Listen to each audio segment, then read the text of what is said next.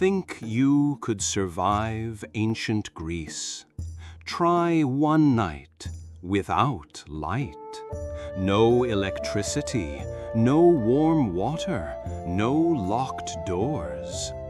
Only wind slipping through stone walls and shadows that don't quite disappear. In Athens, when the sun goes down, it's not just the light that vanishes.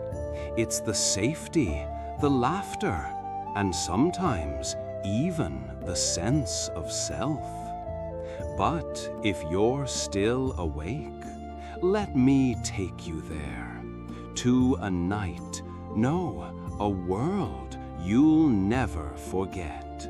It begins now. If you truly lived in Athens, you'd wake up to temples and statues. You'd wake up to the sound of goats, the scent of dust, and the creak of a wooden door swinging open to a narrow alleyway. Athens wasn't marble, it was mud. It was cracked stone, flaking paint, and sand that crept into everything. Your house was made of clay bricks, your roof patched with straw and smoke, and your life far from glorious. You would carry water from the public fountain, not in silence, but amid chatter, complaints, and gossip. You'd greet your neighbors not as citizens of a democracy, but as survivors of bad harvests, sleepless nights, and aching backs. Statues stood on hills, but you walked through mud. If you lived in Athens, you'd know the names of the potter, the fish seller, and the woman who made garlands for the market, but not the names of the generals carved into stone. Because history remembers the few. But life was made by the many. The alleyways of Athens were tight, uneven, shaded by wooden beams and laundry lines. Children ran barefoot. Old men mumbled at the sky, and mothers hushed babies with songs older than the city itself. There were no scrolls in your hand, just a woven basket. No philosophy on your lips, just a recipe, or a prayer, or a sigh. And yet, here was Athens, not in the marble of the Acropolis, but in the warmth of bread shared. Not in the speeches of the elite, but in the arms of a mother holding her child against war. This was not the Athens on postcards, but it was real. And if you truly lived here, you didn't visit greatness, you survived it. If you truly lived in Athens, your day wouldn't start with a sunrise over marble. It would begin with voices, loud, sharp, and real. Vendors calling, children crying, doors slamming. The smell of smoke from breakfast fires curling under doorways. You would stretch, not with leisure, but with purpose, because every hand in the house had a role to play, and no hand stayed soft for long. Before the sun rose too high, you'd already be at the well, or the stall, or the field. You'd lift, haul, scrub, mend.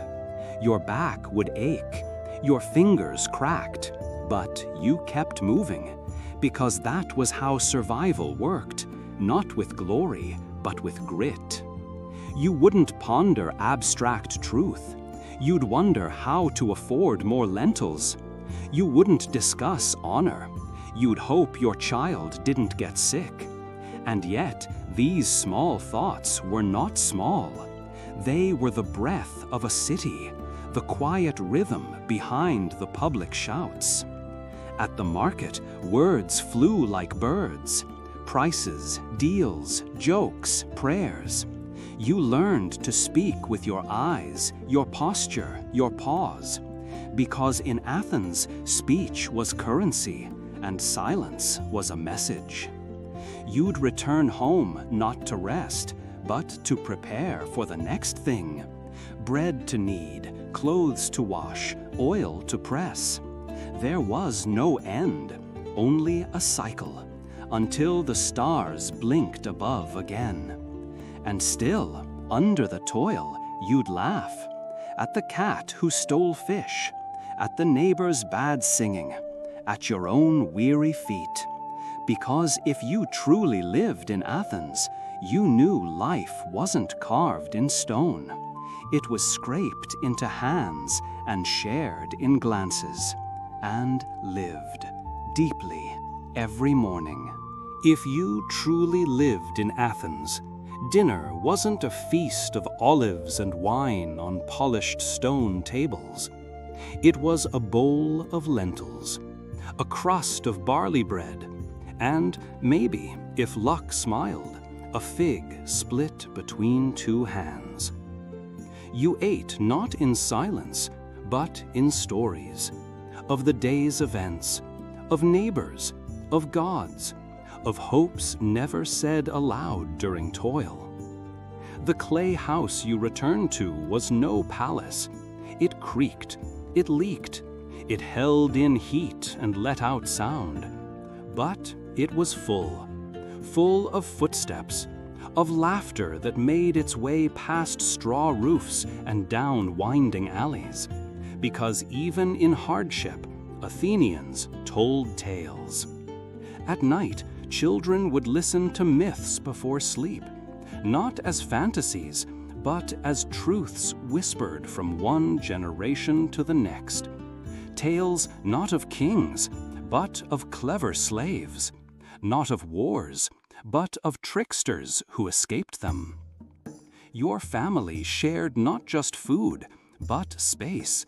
One room, maybe two, one fire, and the breath of everyone sleeping close. It was crowded, but warm, and that warmth didn't come from flame, but from shared weariness and the comfort of knowing you weren't alone. Evenings were when the mask of the day slipped, when a tired mother's joke could make a whole house smile, when someone sang off-key and no one told them to stop, when a cracked bowl held more meaning than marble. If you truly lived in Athens, you knew joy didn't come dressed in gold. It came in voices that didn't need to be loud to be heard, in shared meals that were never perfect, but always enough. If you truly lived in Athens, you wouldn't spend your days at the Agora or temples. You'd pass the dust-covered walls of Keramakos, where potters worked quietly beside blazing kilns, their hands stained black from soot and clay. You'd see nameless alleyways where children played between crooked houses and chickens scurried underfoot. You'd walk through the fish market, thick with the scent of the sea, where wives traded for coins to feed their children. You'd hear street vendors shouting, luring with stories more than prices.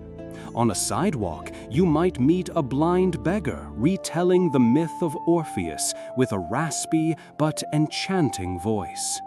Athens wasn't just the land of ideals and philosophy. It was a place of sweat, dust, and nameless labor. A place where footsteps never touched marble, but etched themselves deep into the city's memory. If you truly lived in Athens, you'd know that culture wasn't only found in Homer's poems or statues of Athena. It lived in the songs of women washing clothes by the well, in late-night tavern stories where elders spoke of last season's famine and youth dreamed of sailing the seas. You'd see scribbles on the wall, sometimes poetry, sometimes a confession of love, sometimes just a forgotten name. You'd hear the clinking of clay cups during Dionysian festivals, where people were allowed to laugh, cry, drink, and forget, if only briefly. Athens was a city of raw emotion, where philosophy didn't begin in books, but in life.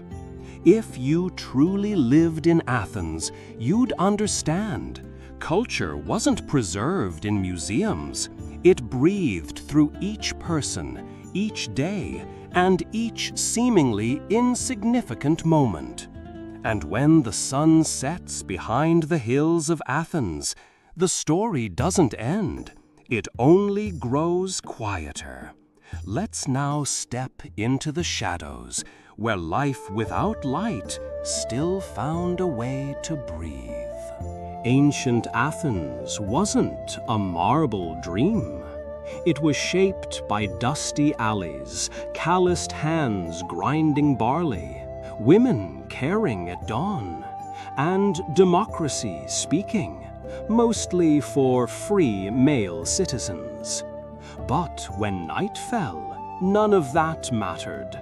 No lights, no warmth, no locked doors. What would one night be like in that darkness?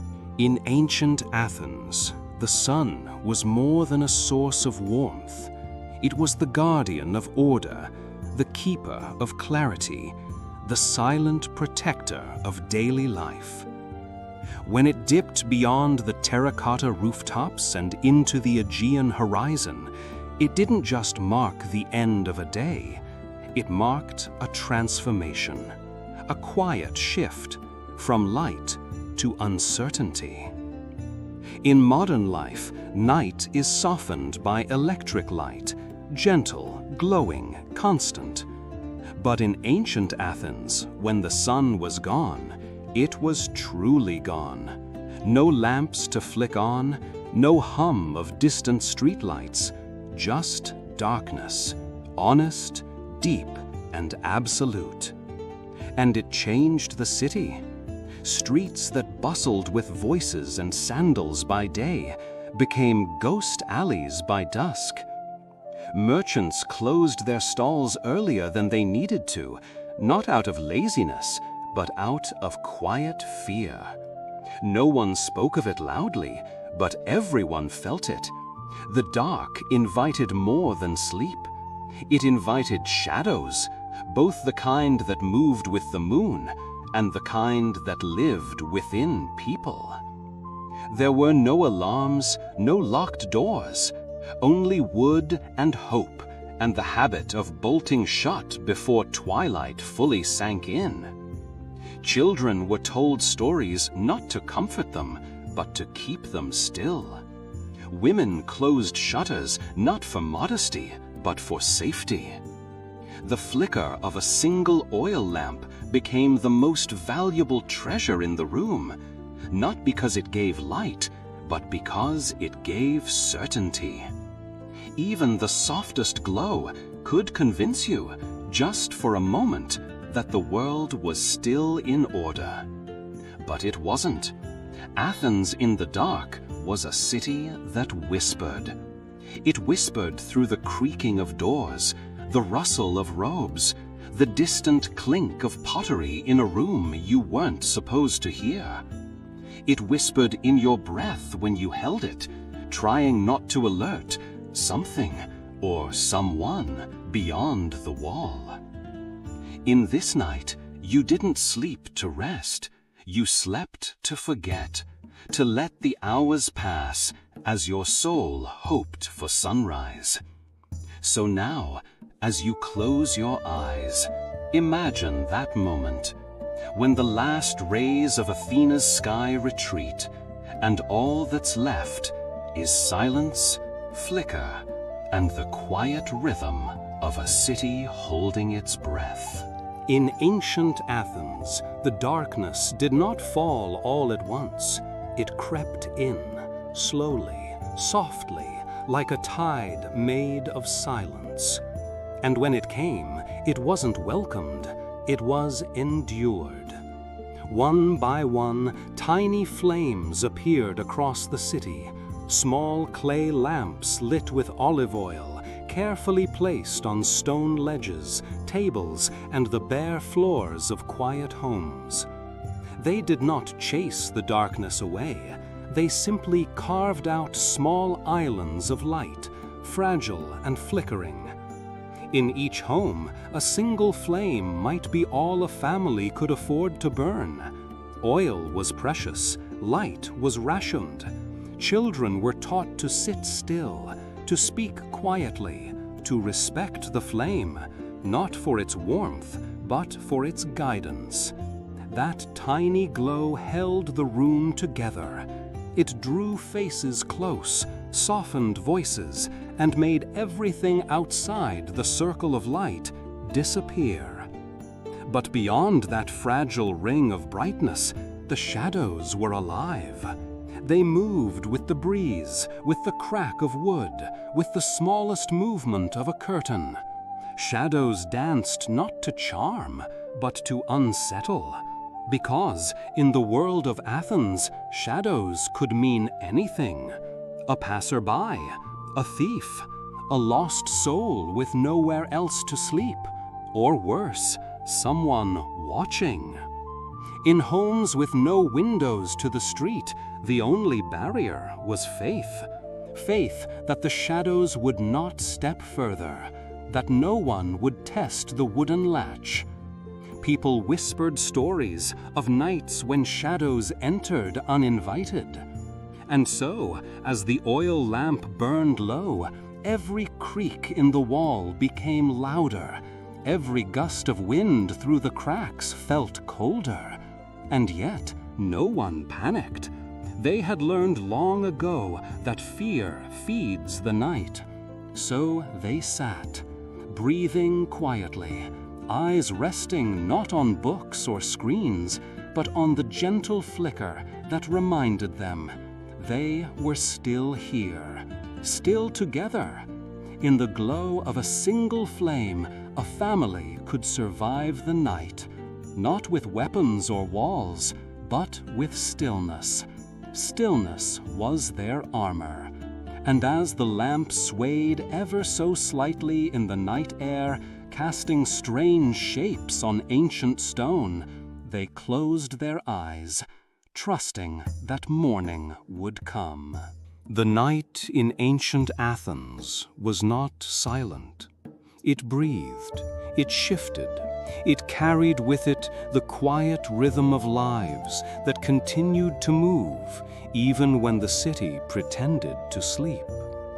You might hear footsteps, soft, cautious, echoing faintly across stone alleys worn smooth by centuries, sometimes barefoot, sometimes sandal-clad, always uncertain. No two sets of footsteps sounded the same. One might belong to a baker rising before dawn to knead dough in the cold. Another to a mother searching desperately for her missing child. And others belonged to those who did not want to be known. Men with no homes, women hiding secrets, or figures moving between shadows with nothing but the street as their shelter. There were no torches lighting the way, no signs or lamps to follow, only instinct, only the glow of a distant window or the flicker of a lamp behind a cracked door offered the faintest comfort to those walking alone. Athens after dark belonged to these footsteps. They were the quiet pulse of a city holding its breath. If you listened closely, you might hear them change pace, slow, then quick. You might hear them stop and not start again. That was the sound of hesitation, of a decision made in silence. Not every step was headed home. Some were searching, some were fleeing, some simply wandering because the night felt safer than what they left behind. But no one called out. No voices echoed through the narrow streets. Only the steps, the echo, the wind, and once in a while, the soft creak of an old door opening, then closing again. Some say Athens never slept. It waited, it watched, it listened to every footfall as if each one carried a story the city was too old to forget. And in that stillness, even your own steps could feel like an echo from the past, a whisper across marble, a memory, barefoot and alone. Tonight, as you rest in your world of pillows and warmth, imagine walking there, just once, down a path no one sees in a time no one remembers, where every step you take has no name, but leaves an imprint on history. In ancient Athens, a home was not always a sanctuary. It was a shelter, yes, but not always a safe one. The walls were made of clay and stone, baked under the sun and patched by hand. They held back the wind, but not always what walked with it. There were no locks, no alarms, only wooden doors with simple latches, sliding bars made from olive wood, and the unspoken hope that those outside would stay outside. These homes had no windows facing the street. Instead, thick walls guarded the courtyards and kitchens within, trying to keep what mattered most hidden from view. But visibility was not the threat. Vulnerability was. In the stillness of night, the creak of a board, the click of a hinge, or the shift of weight on dry earth could wake a sleeping heart. Some families placed clay pots or loose stones near their entrances, not to decorate, but to warn. If something fell, they'd know. Someone had come too close. Women and children slept away from the doors, not just for warmth, but for distance. A few feet could make a difference.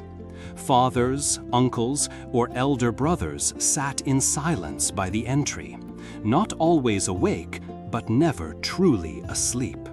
They didn't expect danger, they simply respected its possibility. Athenian homes weren't built to keep danger out. They were built to hold people in, together. That closeness was both comfort and risk. You could hear every breath in the room, every sigh, every whisper. But it also meant that if fear entered, it entered all at once. And yet, there was peace in that fragility, knowing there was nothing more to do, no buttons to press, no numbers to call, just each other, a shared silence, a trust older than time. So they rested, not without fear, but with surrender, the kind of quiet surrender that says, whatever comes, we will face it together. And in that closeness, something else lived, not fear, but resilience. In the middle of a vulnerable night, among walls no stronger than clay, ancient Athenians dreamed anyway. In ancient Athens, sleep was never promised. It was hoped for, wished for, but never guaranteed. The night wasn't a time of deep rest. It was a passage, a pause between two labors, two sunrises. And in that pause, few ever truly surrendered. Most Athenians didn't fall into sleep. They drifted toward it cautiously, like someone approaching a sea in the dark. There were no blankets thick enough to shut out the cold, no mattress to soften the stone beneath. Just woven mats, straw-filled pillows, and a silence that made every shift of breath feel louder than it should. Wealthy households might afford guards, but the majority? They relied on each other, on listening, on stillness, on faith. the kind of faith that quieted the questions no one dared ask aloud. What if the door doesn't hold? What if something moves in the courtyard? What if tonight is different?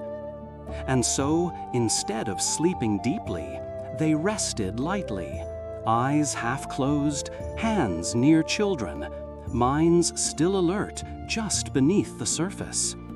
Even dreams, when they came, felt different, shorter, fragmented, tied to the rhythm of the flickering oil lamp, as if the flame itself dictated the depth of one's rest. Some stared at the ceiling beams above, tracing cracks with their eyes. Others listened to the occasional cough from a neighbor's home, the distant bark of a stray dog, or the rhythmic knock of wind against wood. They weren't waiting for danger. They were waiting for dawn. Not because the sun solved everything, but because light made everything feel smaller, safer, more ordinary. And in a world where ordinary meant survival, morning was salvation. So the night passed, not in sleep, but in stillness, in patience, in shared warmth. In ancient Athens, a long night didn't mean nothing happened. It meant everything was held in place by hope, by vigilance, by love too quiet to name. And as the sky slowly brightened, before any bird sang or rooster crowed, they exhaled, together. Another night survived, another story left untold. The night wasn't peaceful. It was fraught with fear. Women woke to tend fires, children shivered in straw beds, and everyone prayed silently for dawn. And then morning came, not with music, but with hard labor. In Athens, a new day began at the millstone. Before the sounds, before the footsteps, before the day truly begins, there is light. Not sudden, not loud, just a slow golden bloom slipping through the cracks in the clay walls of an Athenian home. It touches the stone floor like an ancient kiss. It creeps across woven mats, across bowls left on the table, across the bare feet of a child still curled beneath the linen cloth. In ancient Athens, there were no alarms, no buzzing clocks. The sun was the only signal, and when its light came, there was no resisting it. You didn't wake because you wanted to. You woke because the city did, because the light entered before you could refuse it. It painted the room with purpose. It didn't ask permission. It reminded you, gently but firmly, life is beginning again. The warmth came later. First, just brightness, just the soft gold that made the walls look almost sacred. And then, as time passed, that light became heat. But in the first few moments, it was only a whisper, a promise, a ritual the earth never forgot. You rose slowly, not with urgency, but with quiet acknowledgement that you had survived the night, that another day had been granted. You might stretch your legs and feel the rough texture of the mat.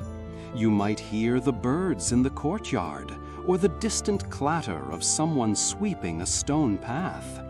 But in that pause, before movement, before words, you existed simply as a witness to light, a witness to the gift of morning. The sun of Athena did not shine on just anyone. It chose. It favored those awake, those present, those who, without noise or ceremony, opened their eyes to its quiet arrival. And if you listened closely, you might even hear it, the sound of a world returning to itself, soft, slow, sacred. You didn't need to run, you didn't need to prepare, you only needed to breathe, and so you did. Inhale, exhale, another day, still alive, still here, beneath the same sun that once woke philosophers, farmers, soldiers, and dreamers. And now, you. In ancient Athens, morning was not a race. It was a gentle return, a slow unfolding. There was no rush to be productive, no morning meetings, no alarms demanding your attention. The day began when the city allowed it, not when a clock insisted. You rose slowly, your feet touching the cool floor, not because you had to, but because life was waiting, not pushing, not pulling, just waiting. You might stretch in the quiet, feel the air brush your skin through open windows, and listen. The sounds were different here. There was no traffic, no phones, just the soft rhythm of sweeping, the occasional crackle of firewood, the distant thud of a door opening gently. Athens did not shout its mornings. It whispered them. People moved with intention, not urgency. A woman carried a jar of water on her shoulder, walking barefoot with balance and grace. A child yawned in the courtyard, tracing lines in the dirt with a stick. Somewhere nearby, an old man stirred a pot of porridge over coals, humming a song no one remembered the words to. It wasn't laziness, it was presence, the kind of quiet awareness that says, I am here, I am alive. There was no coffee, no caffeine, but there was bread, warm, rough, torn by hand. There were olives soaked in memory. There was honey, if the gods were kind. But more than anything, there was time. Time to look at the sky. Time to speak without hurry. Time to simply exist. The sun rose higher, and the light deepened, but no one ran. No one shouted across streets. Even the marketplace, when it woke, did so with song, voices bartering, not in anger, but in rhythm. This was a city built on conversation, on thought, on moments that meant something. And so, in the soft glow of morning, you dressed not for speed, but for the shape of your day. You stepped out not to conquer, but to participate. And as your footsteps joined those of others on the stone path, you realized it was not the pace that mattered. It was the presence. And in that presence, Athens began again. In ancient Athens, breakfast was never a feast. It was a ritual of necessity, not indulgence. There were no towering stacks of pancakes, no eggs sizzling in butter, no fruit sliced into perfect arrangements. There was bread, dense, dry, often 2 days old. There were olives, bitter, brined, still clinging to the salt of the sea. And sometimes, on rare and fortunate mornings, there was cheese made from goat's milk, crumbly, sharp, and wrapped in cloth. Yet no one complained, because breakfast wasn't a time to indulge the senses. It was a moment to acknowledge the beginning, to prepare the body for labor, to greet the day with humility. People sat close to the ground, sharing from a single bowl, passing food with calloused hands that had built temples, carried water, and raised families. They didn't eat quickly, but they didn't linger. Every bite was measured. Every chew had purpose. There were no conversations about diets or nutrients. There was no luxury of choice. You ate what you had and were grateful.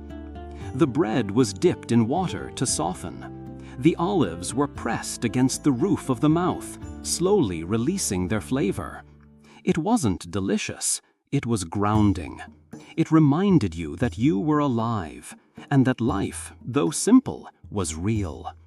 Children learned early that food was never wasted, that breadcrumbs mattered, that silence at the morning meal wasn't cold, it was sacred, a space where you connected not through words, but through presence. And in that silence, you could hear everything else: the wind outside, the chirp of birds in the courtyard, the distant clang of metal from a blacksmith's forge. Those sounds didn't interrupt the meal, they were part of it, a chorus to a morning that wasn't designed to impress, but to endure.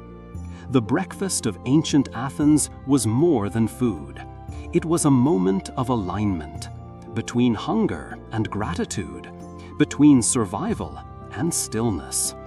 And as the bowl emptied and the last crust was broken, life outside resumed. But inside, something had settled. The body was fueled, the spirit quieted, and the city continued. In ancient Athens, getting ready wasn't about style. It was about rhythm. It was about stepping into your place, not your outfit. The morning didn't begin with choosing between colors or accessories. It began with awareness. The awareness that each day belonged to the city, and you were a part of it. People didn't dress to stand out, they dressed to continue. A simple chiton, folded linen or wool, slipped over the shoulders, tied with a belt of rope or leather. A cloak if the season called for it. Sandals if there was walking to do. Otherwise, feet met the earth directly. There were no mirrors, no makeup counters, no perfumes sprayed in the air. Just a bowl of water, hands rinsed, face patted dry, hair tied back, braided or wrapped. Clean wasn't about scent, it was about respect, about showing up to the world ready. Men tightened their belts with quiet purpose. Women pinned their robes with care. Children, barefoot and curious, ran between doorways, dodging goats and clay pots, laughing into the day like it was theirs to shape. No one shouted, no one rushed. Tasks began as they always had. The loom creaked to life, the oven warmed, the courtyard swept, the animals fed.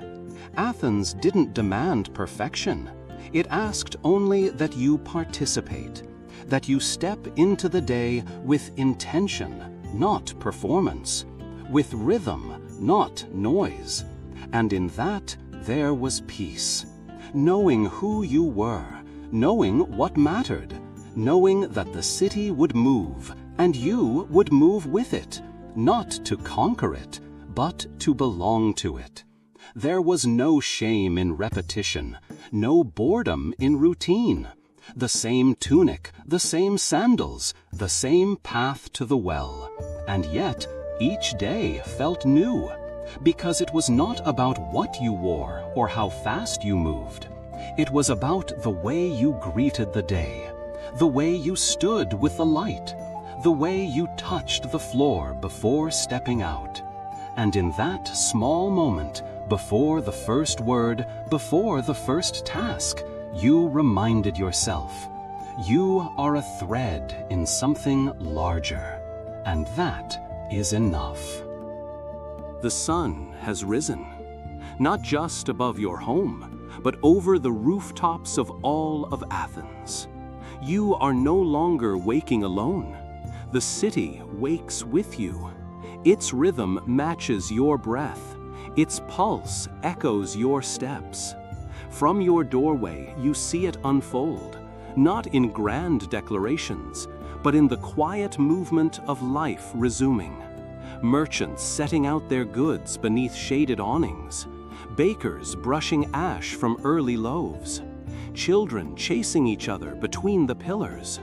You smell the heat rising from fresh bread, the scent of figs warming in the sun. You hear the soft clink of amphorae being stacked, the distant bray of a donkey pulling a wooden cart, the polite exchange of words between neighbors who greet each day like a reunion. Athens doesn't rush into morning, it expands into it, gracefully, confidently. Every gesture has memory, every corner has witnessed centuries, and yet today still feels new. The Agora, the heart of the city, awakens with its own rhythm, not a marketplace, but a meeting of minds. Philosophers gather not to lecture, but to question. Artisans arrange their work not to boast, but to offer. The city isn't just alive, it's aware. And you are part of that awareness. You step into the street and feel it. Not urgency, but presence. No one pushes past, no one hurries you along. Because Athens teaches that the value of a day isn't in how much you do, but how deeply you exist. You are not a visitor here. You are a thread in its fabric, a breath in its morning air. You are watched by marble eyes that have seen wars and weddings, revolutions and rebirths, and still they welcome you, as if to say, yes, this too is yours. This sun, this stone, this silence between footsteps. You move forward, not to accomplish, but to belong. And in belonging, the city rises around you. Not louder, not faster, just deeper, just more awake. And in that shared awakening, you are no longer just one person. You are part of a world. Breakfast wasn't baguettes or pastries. It was barley bread, olives, cheese, shared among slaves, citizens, and their families. And when the market opened, voices rose, some in debate, others in silence. But only a few could truly speak up. In ancient Athens, there was a place where the city breathed, not through its walls or temples, but through its voices. That place was the Agora. You didn't enter it, you arrived in it, naturally, like the sun rising. There were no gates, no guards, only space, open space. Worn stone beneath your feet, warm dust rising with every step, the smell of olives and earth, the distant crackle of a vendor's fire, and the quiet anticipation of ideas waiting to be spoken. This wasn't just a market, it was the mind of the city turned inside out. Thoughts lived here, arguments wandered freely, names were remembered, not because they were written, but because they were spoken, repeated in conversations that stretched from one marble column to the next. You stepped into the Agora not just to buy or sell, but to witness, to belong. Here, people didn't shout to be heard. They shaped words carefully, like potters shaping clay. Each phrase was part offering, part challenge, each idea a ripple in a wider pool. Philosophers didn't preach, they asked, and questions hung in the air like soft bells, never demanding, only inviting. What is justice? What is a good life? Who decides what is true? You could stand in silence and still be part of the dialogue. Even a glance, a nod, a step closer meant you were listening. And in Athens, listening was participation. But not every voice found space. Some walked the edges. Some kept their eyes low. Some carried thoughts never meant to leave their lips. And yet, the Agora held them all. The rich and the poor, the famous and the forgotten, the talkers and the watchers. It was not perfect, but it was alive. And in that life, there was a strange, sacred calm, like the city itself paused here, took a breath, and remembered what it meant to be human. You stand there now, just one more soul among many, not alone, never alone, because the Agora listens back. In the Agora of ancient Athens, not all voices were equal. The city praised democracy, but its definition was narrow. Only free men born of Athenian blood had the right to speak, to vote, to be heard. Their voices filled the air like birdsong in the morning, loud, constant, unquestioned. They gathered in circles, standing tall, debating laws, shouting across stone courtyards, shaping policy with their words. And others simply watched. The slaves stood quietly at the edges, hands calloused from labor, eyes lowered. They carried goods, swept the paths, poured water, but they could not speak. The women stood behind latticed windows or followed from a few steps behind, listening to conversations they were never invited into. Their minds were sharp, their thoughts vast, but the Agora did not ask for them. Foreigners, metics, walked with caution, allowed to live, to trade, but not to belong, not to vote, not to raise their hands in assembly. They lived in the city, but not within its voice. And yet they were there, all of them, silent but watching, listening, carrying the weight of a democracy that wasn't built for them, but stood on their backs.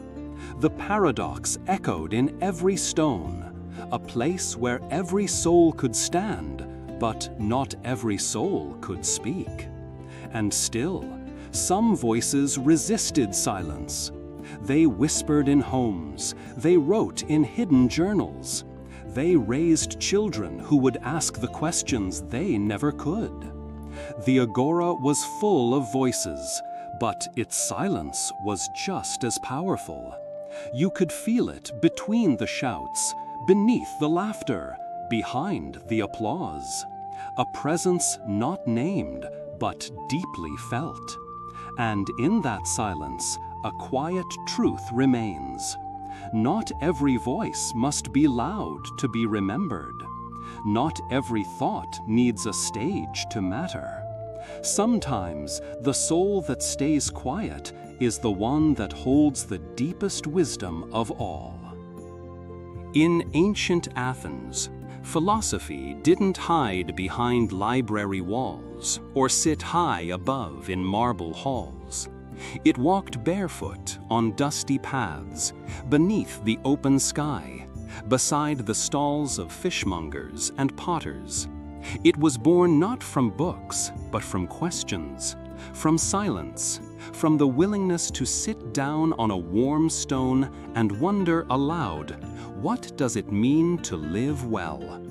You didn't need a podium to speak in the Agora, just a place to sit, a circle of listeners, a question worth asking. Sometimes it was Socrates, gray-haired, eyes sharp, asking things that made people uncomfortable. Other times it was a teenager, curious about justice, or a farmer, pausing mid-delivery to join a discussion on courage.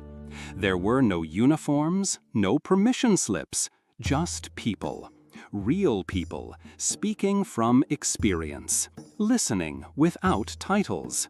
Here, a fisherman's insight held as much weight as a scholar's scroll, and wisdom often wore the face of humility. The Agora turned everyday space into sacred ground, not because it was built for it, but because minds made it so. Conversations rose like smoke.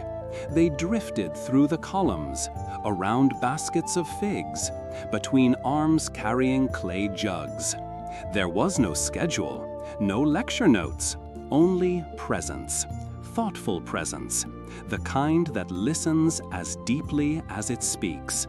Questions weren't answered to win, they were explored to understand. Disagreement wasn't conflict, it was collaboration. And in that shared search for truth, something magical happened. You didn't just learn, you remembered. You remembered that being human is not about knowing everything, it's about seeking, softly, openly, together. And so, as you picture that place now, stone underfoot, voices around you, sun on your shoulder, you realize the greatest classroom never had a roof, only a question, only a heart willing to hear it. In the heart of the Agora, not everyone came to speak or debate. Some came to survive. While voices rose in the shade of marble columns, others crouched near baskets of figs and salted fish. Their hands didn't point, they offered. Their eyes didn't challenge, they watched. These were the quiet lives, the lives that fed the city. The baker who rose before dawn to knead dough in silence. The olive seller who arranged fruit like offerings. The woman who sold herbs from a worn cloth, her fingers stained with thyme and rosemary.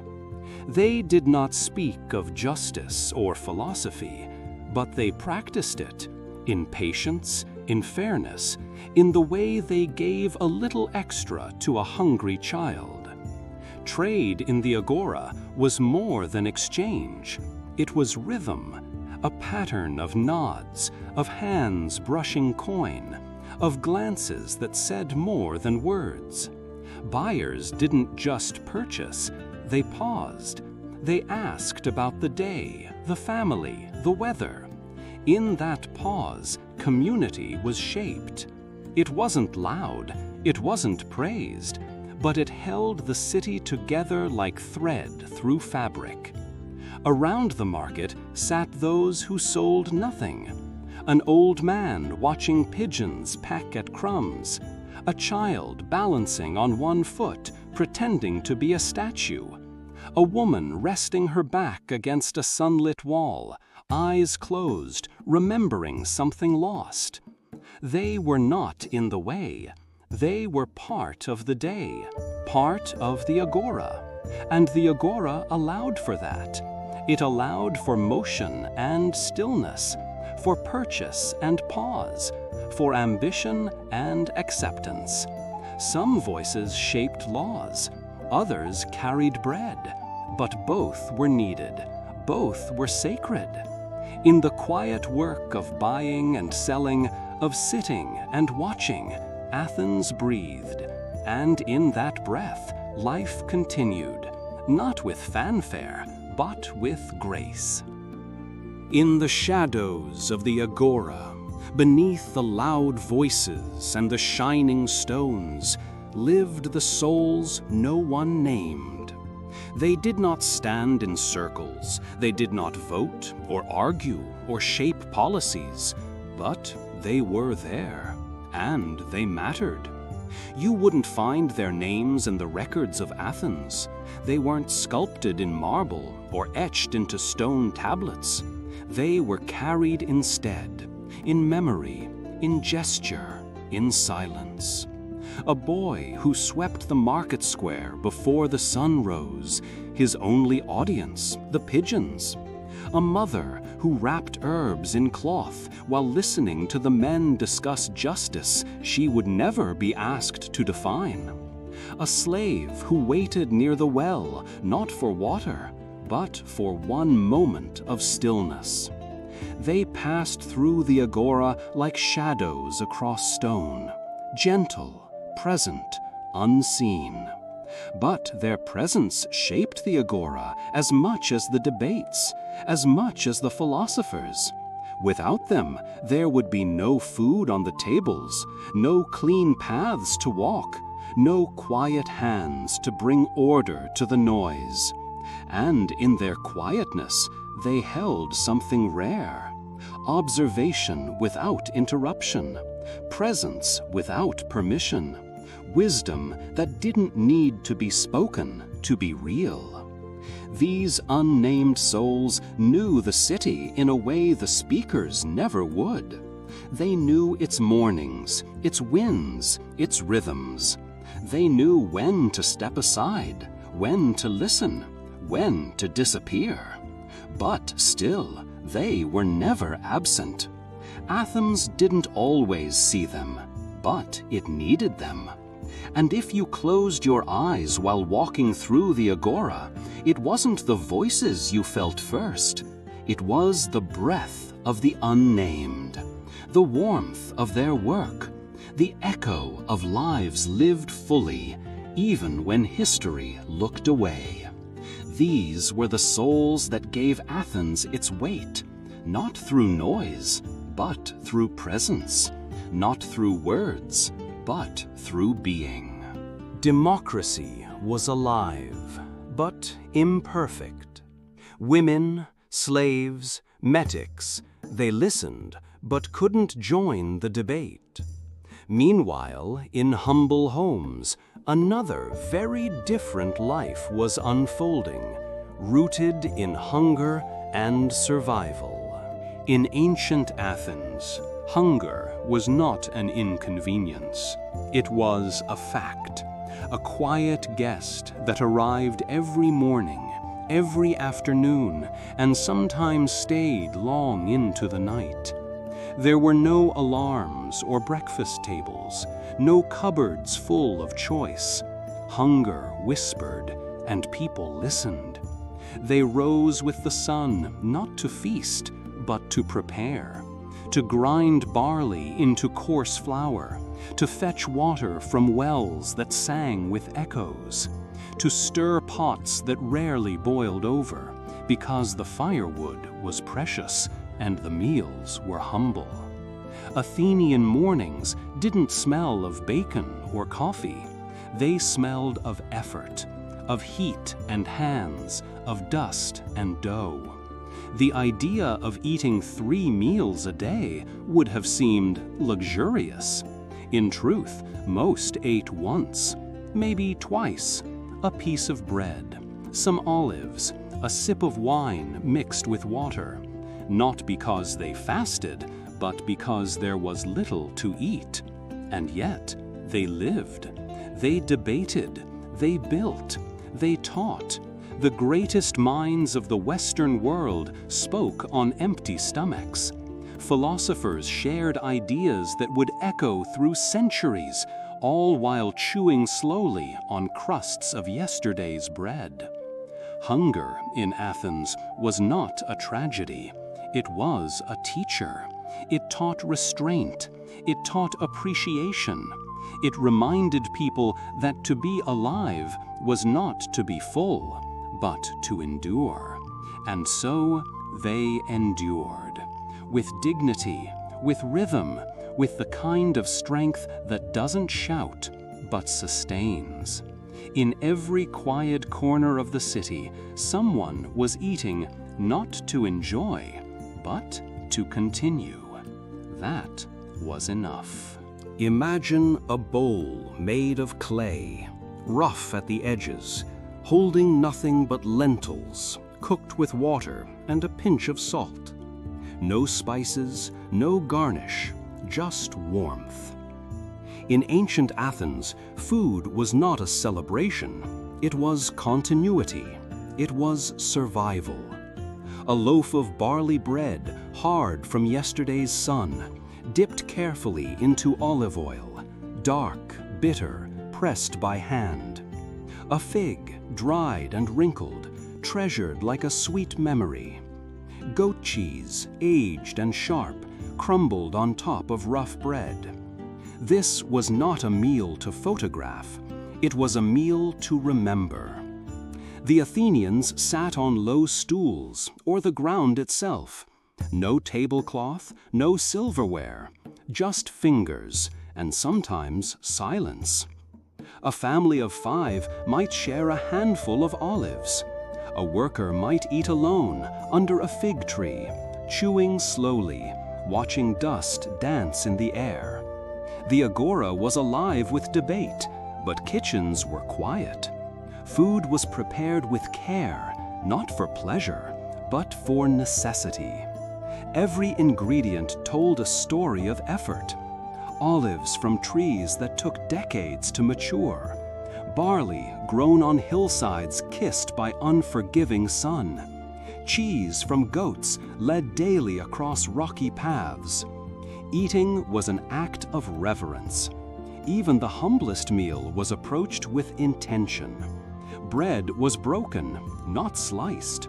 Wine was watered, not poured freely. And at the end, there was no dessert. There was simply enough. Enough to continue. Enough to walk. Enough to think. The strength of Athens did not come from indulgence.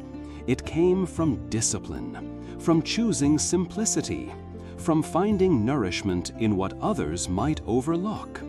And in that quiet simplicity, there was a kind of wisdom, a reminder that what keeps us alive is not what dazzles the eyes, but what fills the soul, slowly, gently, quietly. In ancient Athens, to eat was not merely to nourish the body. It was to honor something larger, something older, something sacred. A piece of bread was never just a piece of bread. It was a symbol, a memory, a ritual passed down from grandmother to mother to child. Every mealtime carried echoes of myth and custom. Before breaking bread, some families whispered the name of Demeter, goddess of grain. Others poured a few drops of wine to the earth, a silent offering to the gods and the dead. Even the act of chewing was unhurried, each bite holding stillness. Athenian food was never fast, it was thoughtful. A fig wasn't just eaten, it was admired, its folds like wrinkles on the face of time. A handful of nuts was shared, not consumed greedily, but offered one by one. Eating was a rhythm, slow, grateful, deliberate. In homes of modest means, children learned early that wasting food was more than rude. It was a break in tradition. Leftovers were kept, crumbs were gathered, old bread became soup. And when the meal ended, there were no leftovers to throw away, only silence and sometimes a quiet story. A grandmother might speak of famine, a father might recall a harvest feast, a child might ask about a fig tree planted by an ancestor. And in that moment, food became memory, became heritage, became the thread that tied generations. There were no loud toasts, no plates piled high. There was reverence, there was continuity, and there was always the awareness that every meal was a gift, not from the market, but from the land, the gods, and those who labored in silence. In ancient Athens, to eat was to remember, and through remembering, to belong.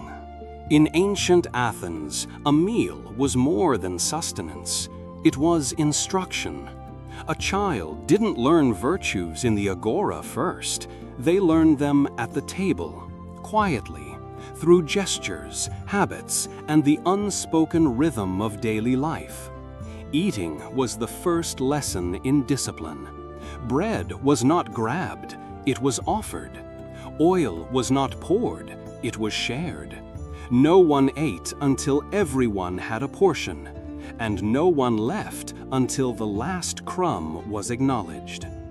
In a world where abundance was rare, restraint became a virtue. Children were taught that how you eat reveals who you are. A greedy bite? That showed a greedy heart. Ignoring someone's hunger? That showed a soul without empathy. The meal was the mirror. At dinner, fathers told stories, not of war or conquest, but of restraint, of humility. Mothers spoke of the gods and how every olive came with effort. Even silence had meaning. Chewing slowly was not just for digestion, it was reverence. And every child who sat to eat knew they weren't just feeding the body, they were shaping the soul. A plate was simple, but its message was deep. Don't waste, don't rush, don't forget where it came from, and above all, share. Even with little, one could be generous. This was not luxury. This was identity. In the way Athenians ate, there was honor. In the way they waited, there was patience. In the way they cleaned their plates, there was gratitude.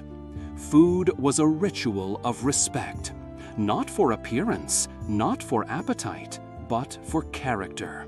So when a boy became a man, it wasn't his words that proved his worth.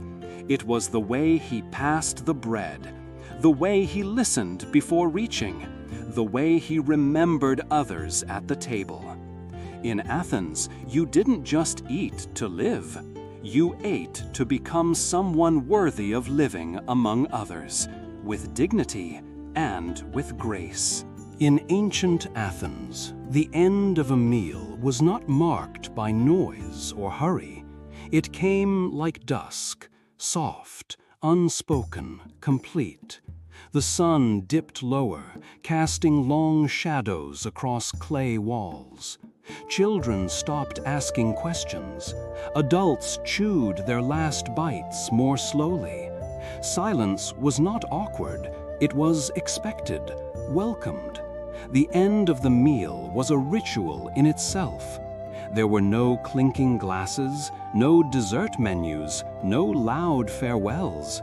Just the scraping of wooden bowls, the rustle of linen being folded, and sometimes a single word, Efcharisto, thank you, said not to the cook alone, but to the day, the land, the gods.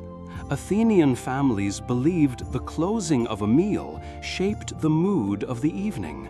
If it ended in haste, the house felt scattered. If it ended in stillness, the night flowed with peace. This was not superstition, it was awareness, a respect for the transition between nourishment and rest. Elders would sit quietly, eyes following the fading light. Children might help gather crumbs, not because of rules, but because of rhythm. Because when every meal ends the same way, it teaches more than manners. It teaches closure, respect, reflection. Even the animals knew the pattern. Dogs curled up by the doorway, knowing the house was settling down. The fire burned lower, lamps were not yet lit, and in that dimming moment, the home seemed to breathe. You could hear the olive trees sway outside. A baby might yawn. An old man might hum a song from his youth, and no one rushed to fill the silence, because in that silence, life felt whole.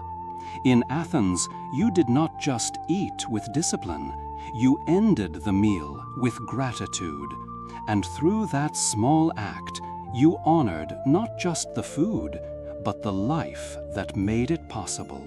Meals weren't feasts, they were fuel.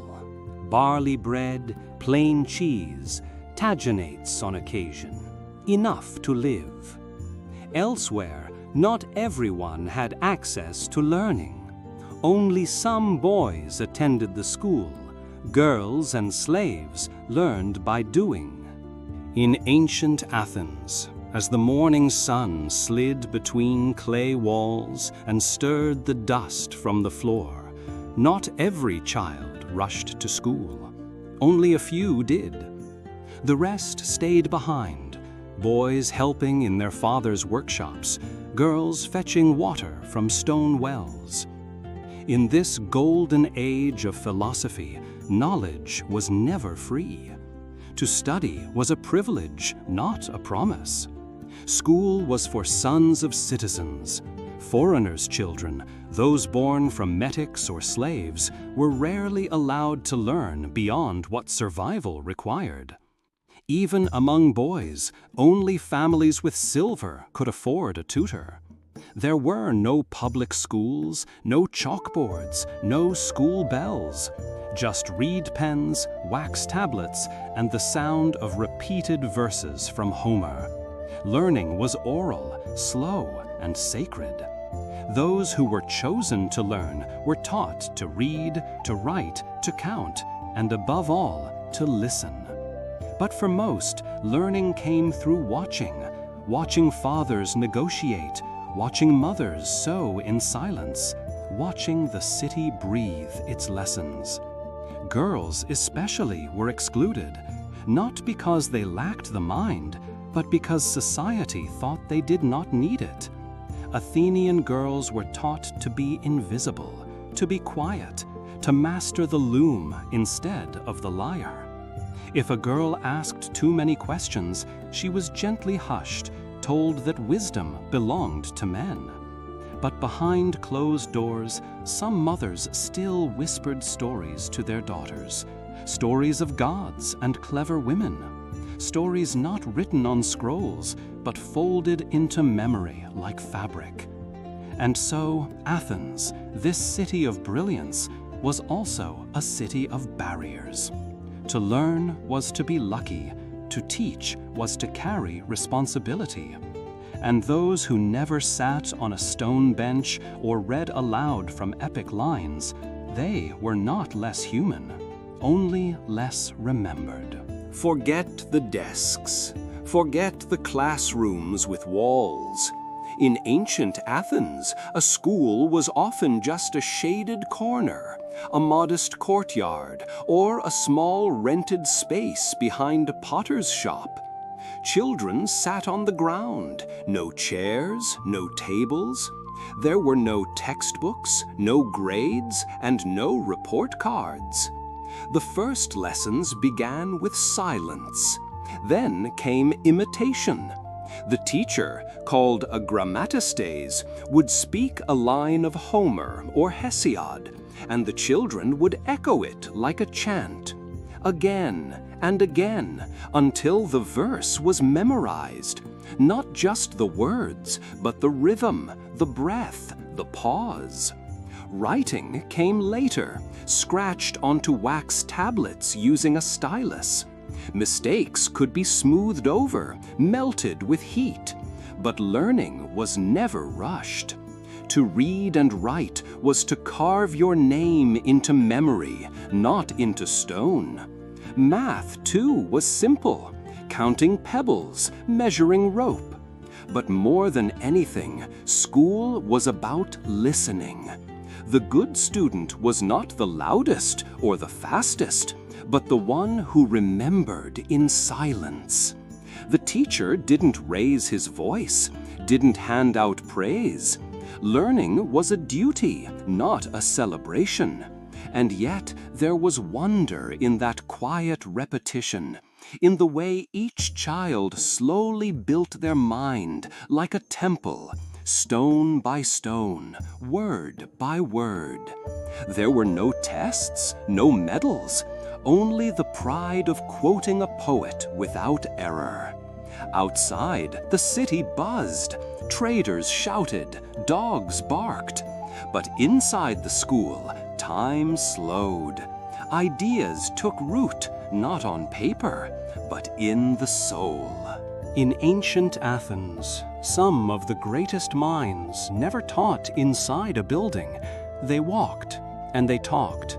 Philosophy didn't live behind walls. It lived in the streets, under olive trees, by fountains where men gathered. Socrates never had a school. He had questions. He would stand in the marketplace, the agora, and ask the kind of questions that made people pause. Not because he wanted answers, but because he wanted people to think. He taught through dialogue, through discomfort. He believed wisdom wasn't a scroll, but a mirror, a reflection found only when we dared to look deeper. His students didn't sit in rows, they followed him, step by step, through Athens.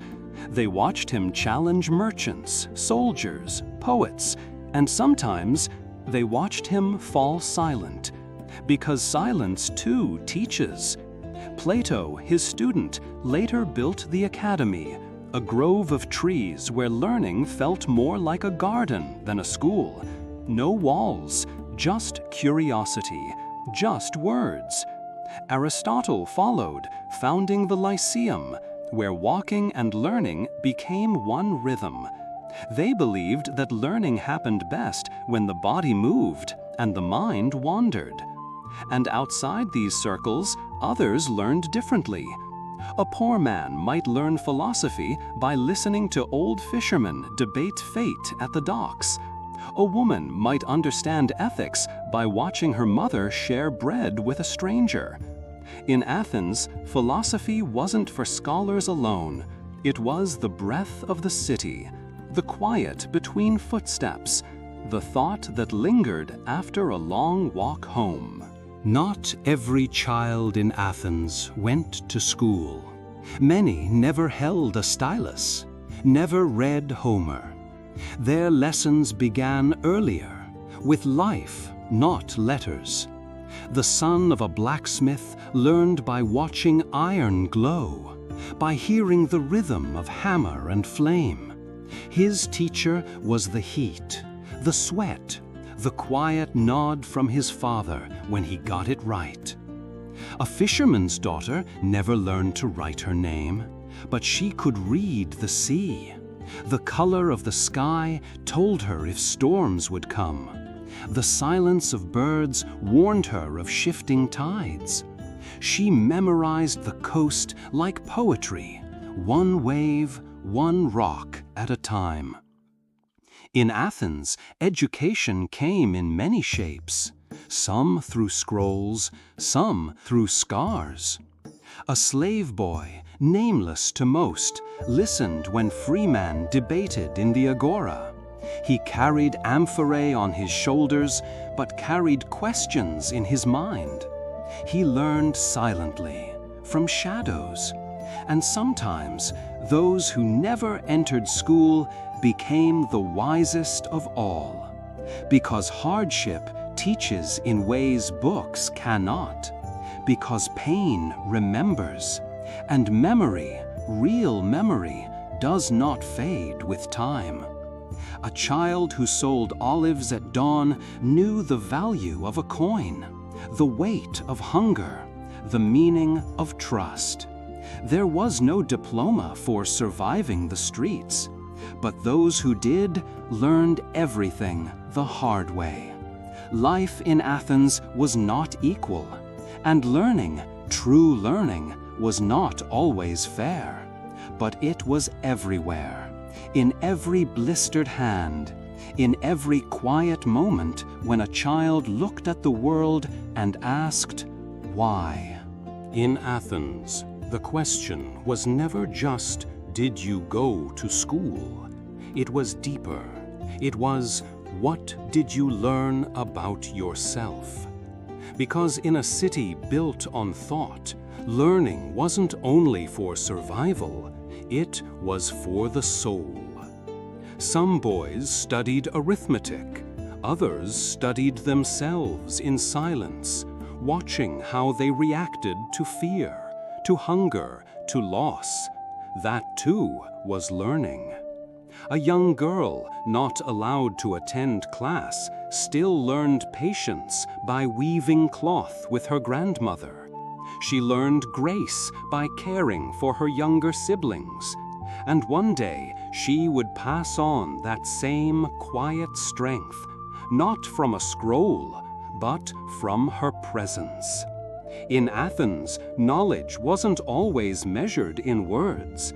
Sometimes it showed up in how you treated a stranger, or how you stayed calm when the world didn't. The best students weren't always the loudest. They were often the kindest. And in the eyes of the Stoics, the wise weren't those who knew everything, but those who needed little. A man could be rich in gold and yet poor in peace. But a poor man who knew himself, he had already conquered more than empires. Athens understood. To know the world, you must first know yourself. And so they walked. They sat by rivers. They looked up at stars. And in that quiet wondering, they learned who they were. Learning wasn't universal. Education belonged primarily to male citizens from wealthy families, and for many boys, that education ended the day they picked up a shield. Greece advanced.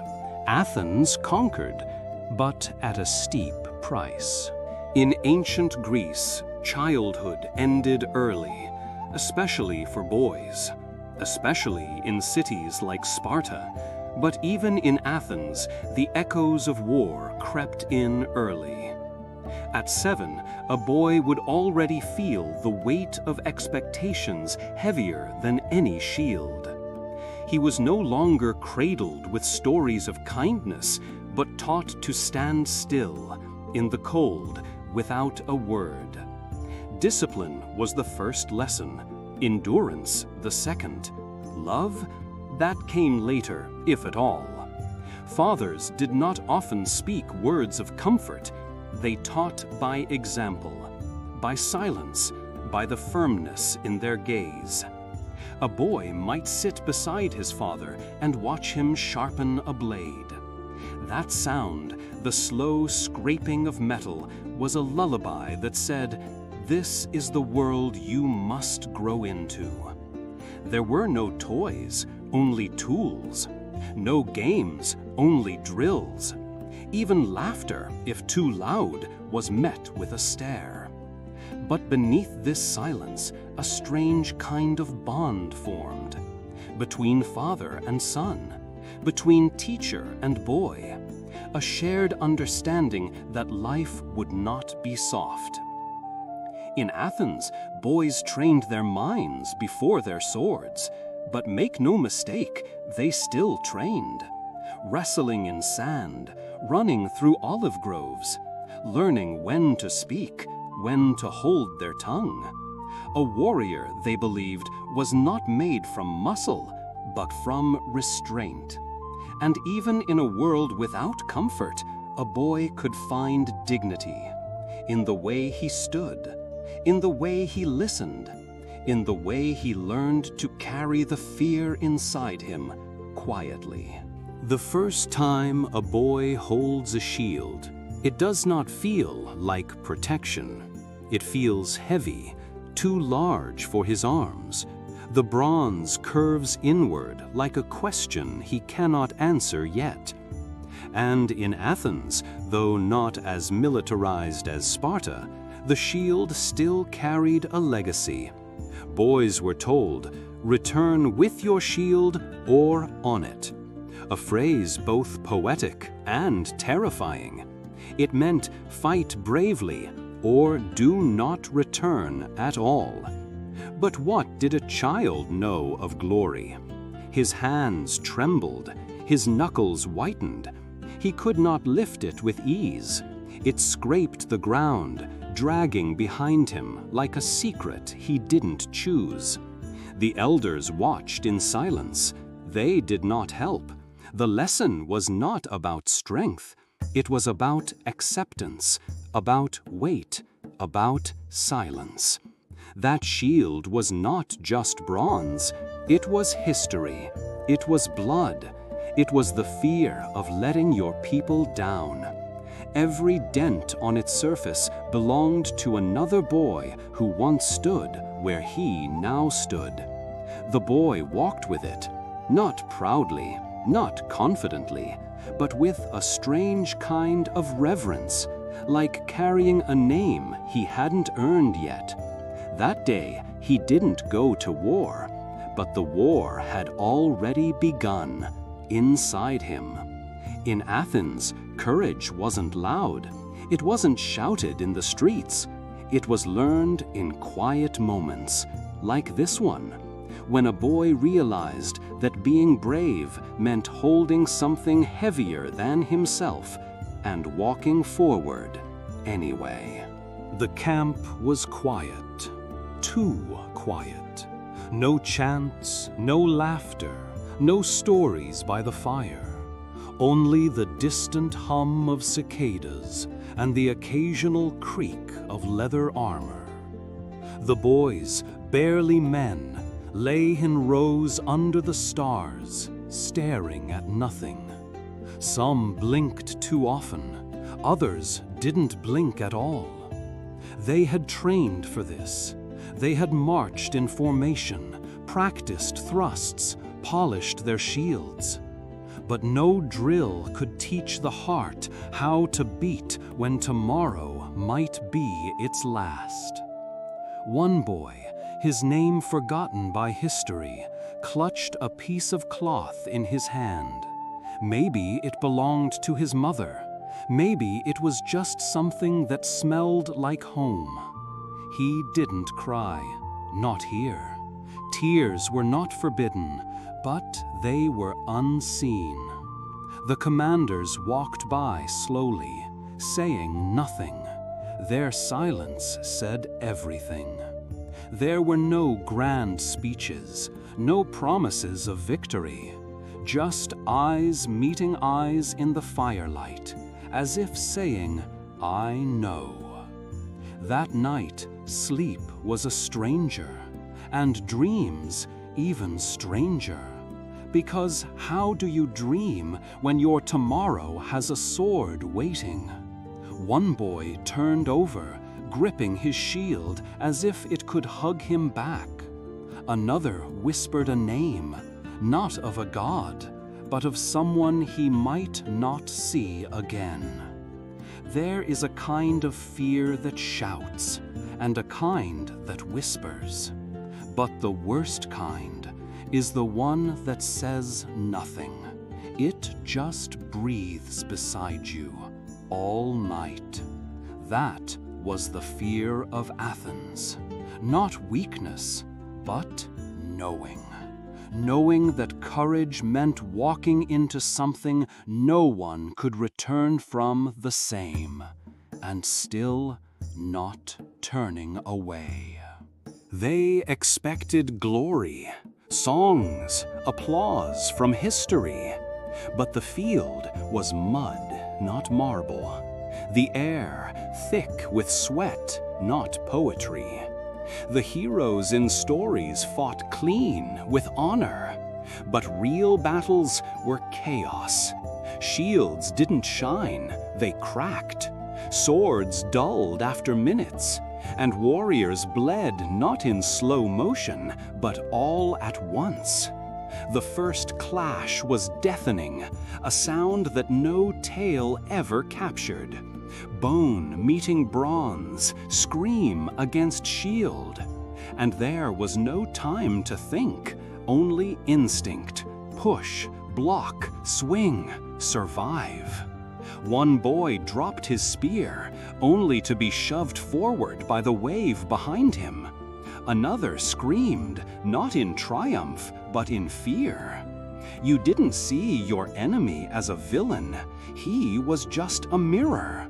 A boy like you, trembling behind a helmet, eyes wide, breathing too fast. The field smelled of iron and earth and something else. Endings. There was no music, no poetic light, just grunts, gasps, and silence when someone fell. A body hitting the ground didn't echo like in plays. It thudded, heavy, final. And the worst part? There was no audience, no crowd, just dust, noise, and the creeping thought that maybe this wasn't about honor at all. Maybe it was just about surviving long enough to remember the sun. When the horn finally blew and the chaos paused, boys looked around, not for victory, but for who was missing. And in that quiet, some whispered a prayer, not to win, but to go home. He crossed the city gate at sunset. The same stones under his sandals, the same olive trees bending gently in the breeze. But something in him had changed forever. No drumbeats welcomed him, no cheers echoed through the hills, just quiet. The kind of quiet that asks questions louder than words. He saw the street where he once played as a boy. Now it looked too small. The house where his mother waited looked the same, but he wasn't. She smiled, held him tightly, yet in her arms he didn't feel like a son anymore. He felt like someone who had seen too much. The shield lay in the corner of the room, still dusty, still dented, and still heavier than it looked.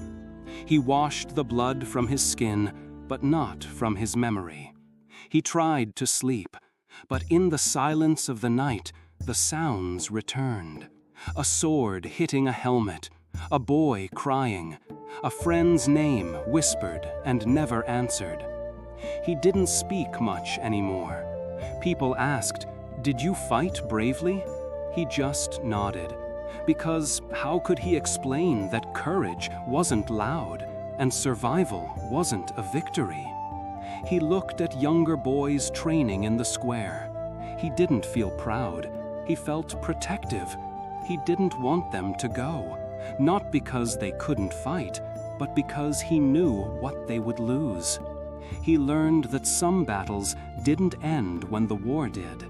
They stayed inside you, followed you through laughter, through meals, through prayers. And one day, years later, when his own son asked, "Father, what is war?" he stayed silent for a long time, then softly said, "It's something I hope you never understand." Athenian youth fought not for glory, but for survival.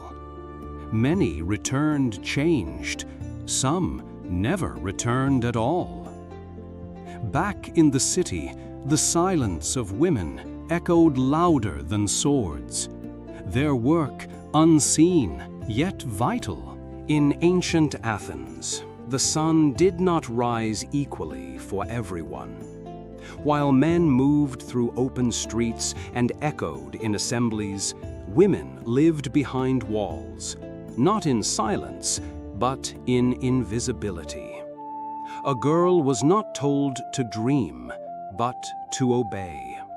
Her world was confined to rooms with clay walls, lit by a trembling oil lamp. She learned early that virtue meant silence, and presence should never disturb the world outside. She watched her mother spin wool in rhythm with the fire's crackle, and learned that weaving wasn't just about thread, it was about holding a home together. No one praised these acts.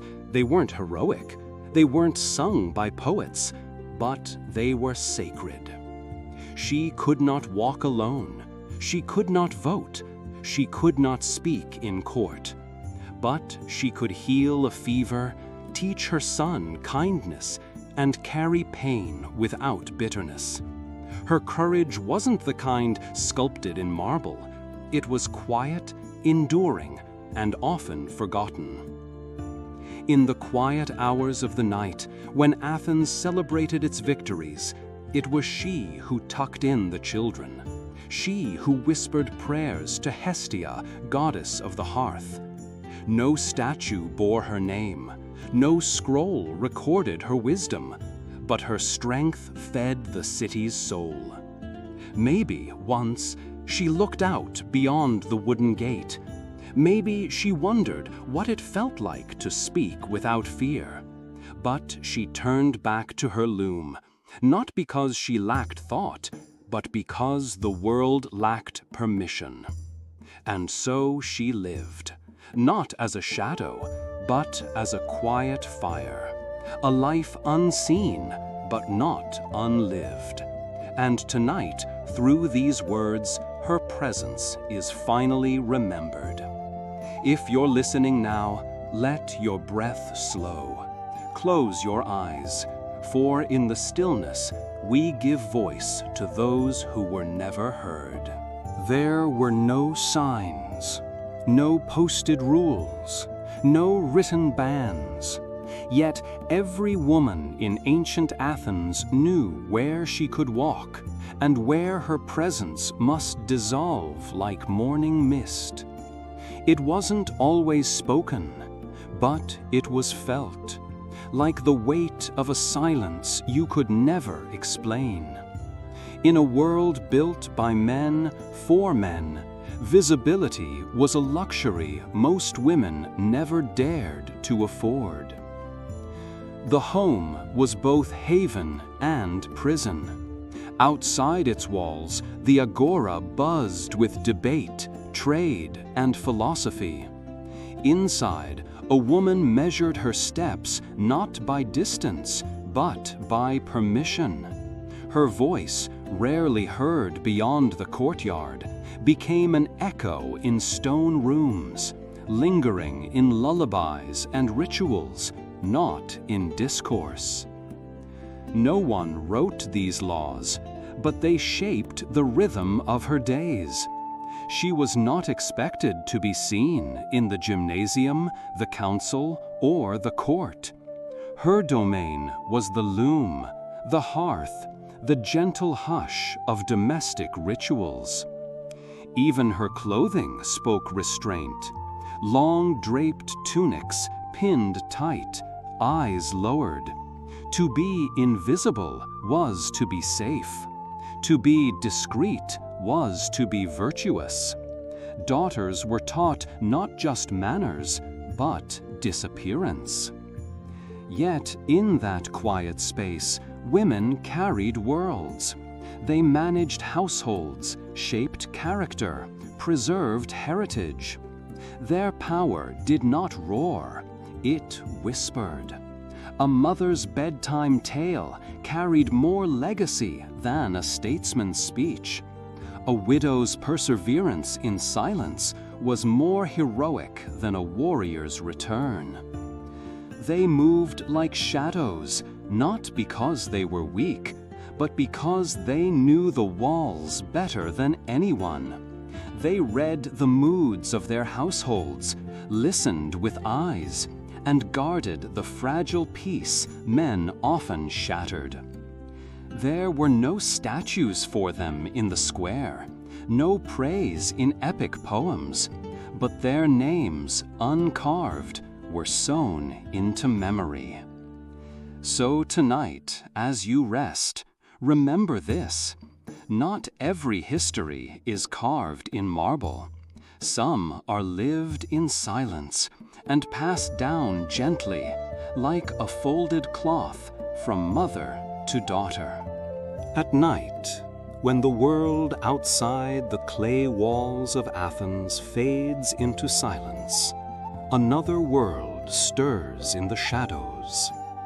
Women, bound not by chains, but by expectations, sit beneath oil lamps, their hands moving rhythmically with weaving, grinding, or mending.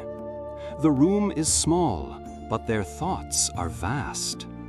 They are the keepers of homes, of lineage, of whispered wisdom passed through generations, not with proclamations, but with lullabies. They speak through glances, sighs, and quiet gestures, never on the agora floor, but always in the corners of memory. These voices do not echo across marble, but linger in kitchens, in courtyards, in the folds of worn fabric. For every man who stood before a crowd, a woman sat behind a door. and in her silence, she created the heartbeat of a civilization. Not all knowledge is written. Some of it is stirred into soups, braided into hair, hidden in a daughter's question answered with a smile. What is unseen is not unfelt, and what is unspoken is not unknown. In ancient Athens, the oil lamp didn't just light the room, it guarded the soul of a woman who bore the world without noise. In the sun-drenched courtyards of Athens, not all voices were silent by choice. Behind veils and stone walls, women lived lives that required a kind of strength few would recognize, the strength of silence. It wasn't submission, it was survival. In a world that placed men in the center of every forum and battle, women mastered the unseen battles, emotional endurance, intellectual restraint, and social invisibility. Their power lay not in shouting, but in withholding. A glance, a gesture, a pause in conversation, each was a form of communication. At night, when oil lamps flickered and men gathered to debate philosophy or drink wine, women often stayed in the shadows, preparing food, nursing children, or mending worn linen. But in their minds, stories unfolded. Memories passed between mothers and daughters. Wisdom accumulated in silence. Sometimes, silence was the only language they were allowed, but it was not empty. In silence, they observed. In silence, they remembered. And sometimes, in rare moments, they acted. A woman choosing when not to speak was no less powerful than a man addressing a crowd. In Athens, where every stone echoed with the voices of men, the quiet strength of women shaped the foundation beneath. This was the world they lived in, not by invitation, but by endurance. And that endurance, invisible as it was, helped hold the city together. Walk through the ancient ruins of Athens, and you'll see statues of gods, warriors, philosophers, all carved in marble, all men. But what you won't find are statues of the women who raised them. No temple was built in their name, no hymn sung in the Agora. And yet, in kitchens and courtyards, in birth rooms and funerals, they were there, building the souls of the next generation. They didn't fight wars, they didn't write decrees, but they shaped the thinkers, the orators, the builders of empire. With hands calloused from grinding grain and arms weary from rocking cradles, they taught values through lullabies, honor through example, and philosophy through quiet strength. While men debated under olive trees, women passed on unspoken codes of dignity and sacrifice. They taught sons how to respect. They taught daughters how to survive. Their world had boundaries, but within those lines, they created continuity. And within that continuity, civilizations endured. These women lived in the shadows, but their influence moved through the light. Every idea shared in public forums once had a private beginning, in a whispered bedtime story, in a warm loaf of bread, in a mother's steady presence. Athens remembers her heroes, but history often forgets her nurturers. Still, the city was shaped not just by minds, but by hearts. Hearts sculpted by women whose names we don't know, but whose legacy lives on in every generation that followed. Women kept the home, carrying water, weaving cloth, raising children. Few stepped into the light of the temples. Beyond the hearth, the city held others, workers without names, whose toil powered Athens in silence. They moved before the city woke, in the cold gray of dawn, when even the temples were still. They swept the marble steps, hauled water from public wells, and lit the fires in homes they would never own. These were the slaves of Athens, not citizens, not remembered, but always there. They did not walk like free men. Their steps were quiet, not out of humility, but out of necessity. A slave could be punished for being seen before spoken to. So they moved like shadows between the columns, their feet touching sacred stone, yet never part of it. No one asked their names. Their births were not celebrated. Their stories were not written in scrolls. Yet they knew the rhythms of the city better than anyone. They knew which homes needed hot water before sunrise. They knew the sounds of angry masters and the silence of disappointment. They knew when a day would bring a beating and when a kind glance would feel like gold. And yet, in the silence of their work, there was a kind of presence. A woman stirring bread dough before anyone rose. A boy cleaning sandals still warm from the walk home. An old man, once a farmer, now wiping the dust from statues he could no longer worship. These were not empty lives. They were full of resilience, of waiting, of unnoticed beauty. A whispered song while hanging laundry, a shared smile over broken bread. These were the invisible rituals that kept Athens alive. Their footsteps did not leave marks on the city floor, but without them, the city would not have risen at all. In ancient Athens, when a person became a slave, their name was often the first thing taken. A name was a symbol of personhood, of family, history, and belonging. But in slavery, identity was replaced with duty.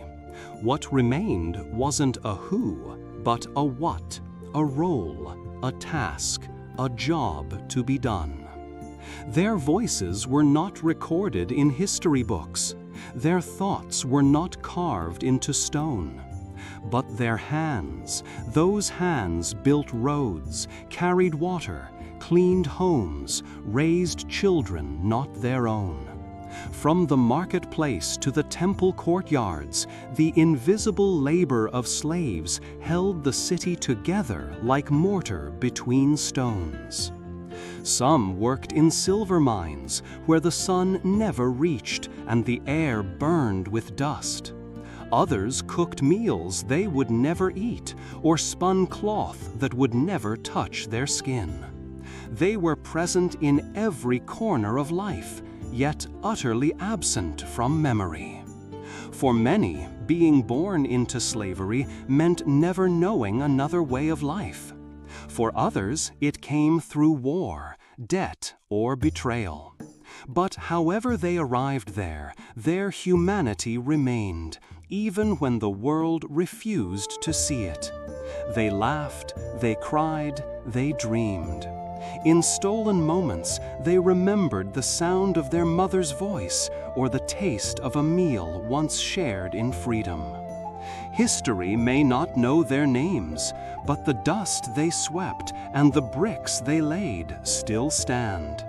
Every ancient stone walked upon in Athens was touched by hands whose stories were never told. In temples lit by oil lamps and in homes filled with prayers, some souls were never spoken of. They were the slaves, the outsiders, the unseen. In a world where gods had names and altars, these people had neither. No sculptures bore their likeness, no songs sang of their deeds, but they lived fully, painfully, beautifully, and they mattered. To be unworshipped in a society so deeply spiritual was not just to be forgotten, it was to be denied. Denied a place in the memory of a people, denied a voice in the great stories. Yet still, they whispered. In their work, in their silence, in the quiet acts of love and kindness exchanged in secret moments. A nurse who soothed a sick child not her own. A stable hand who sang to the horses in the night. A servant who listened patiently to his master's pain. These were not gods, but they were no less sacred. Though they were never given shrines, they were part of every ritual. Though their names were never etched in marble, they were present in every household prayer. They carried burdens, but they also carried wisdom and humor and quiet hope. They are gone now, but not erased. In the dust of broken pottery, in the worn threshold stones of old homes, in the genetic echoes of a people, they remain. This is not a history that praises. This is a memory that sees. A recognition that sometimes those we don't honor were the ones who held the world upright. To be present, but not welcomed. To walk streets you built, but never own. To be needed for labor, but not for laughter. That was the life of the outsider in ancient Greece. Foreigners, freed slaves, children born of no clear father. They existed, but on the edge, at the fringe of a society that drew its circles carefully and closed them tightly. Their value was measured not by their mind or soul, but by their utility. A trader might need their goods. A household might need their hands. But the Agora didn't want their voices. The temples didn't ask their prayers. The courts didn't take their testimonies. And still, they were there. Sometimes mocked, sometimes feared, often ignored. They were the shadows of a nation basking in the light of philosophy and democracy. But even shadows carry shape. Even silence speaks. Some became storytellers in secret alleys. Some tended wounded animals in corners where citizens dared not go. Some simply watched and remembered. This was their cost, to be seen yet unseen, to be heard yet not listened to be part of the city yet never fully of it. And still they bore that cost with quiet resilience. They survived, not always with pride, but always with strength. They are the unnamed threads in Athens' grand tapestry. Tug one thread too hard, and the whole fabric loosens. They remind us that civilization isn't only shaped by those who are celebrated, but also by those who endured. History, they say, is written by the victors. But in ancient Greece, that truth weighed heavily. The statues, the scrolls, the monuments, they glorified the heroes, the generals, the philosophers. But what of the slave who carried marble for those statues? Or the foreign woman whose name never graced a single scroll? Their sweat built temples. Their hands prepared feasts. Their pain made victories possible. Yet their stories were swallowed by time. The names of the fallen remained buried in the dust of the streets they paved. Their lives mattered, but not to the historians. Not because they lacked worth, but because they lacked power. And in a world where memory followed power, the powerless were forgotten. No epics sung their deeds. No poets carved their sorrow in verse. But memory doesn't always need ink. Sometimes it lives in silence, in the worn grooves of a household step, in the whisper of a market vendor remembering a friend long gone, in the soil that once held footprints now vanished. To remember them is not to rewrite history, but to complete it, to restore the broken circle, to speak the names never spoken, to honor the unknown, not because they were famous, but because they endured. Athens was built on their backs. Slaves of many origins, laboring in workshops, fields, homes, often forgotten. And for the poorest, death brought no honor, no statues, no ceremonies, but their stories survive nonetheless.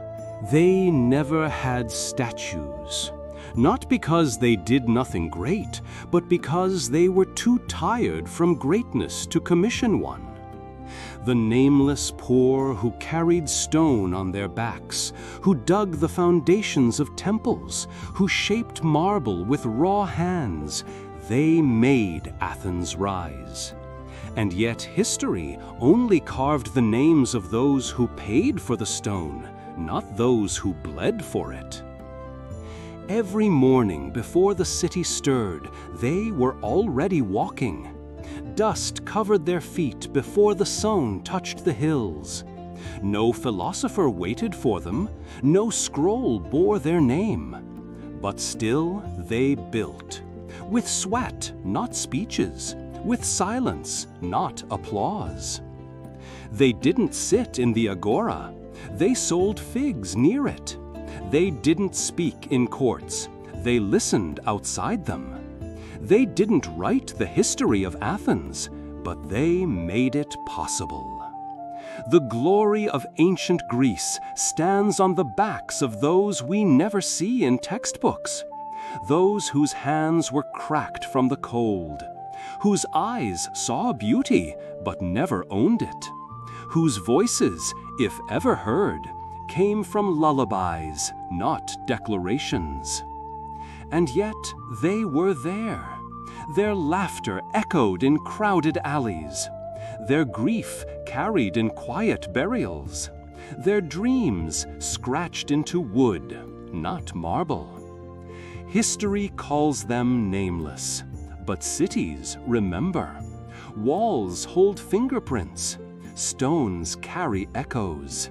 And in the stillness of night, if you listen closely, you might hear them, not as ghosts, but as the soul of what was truly built.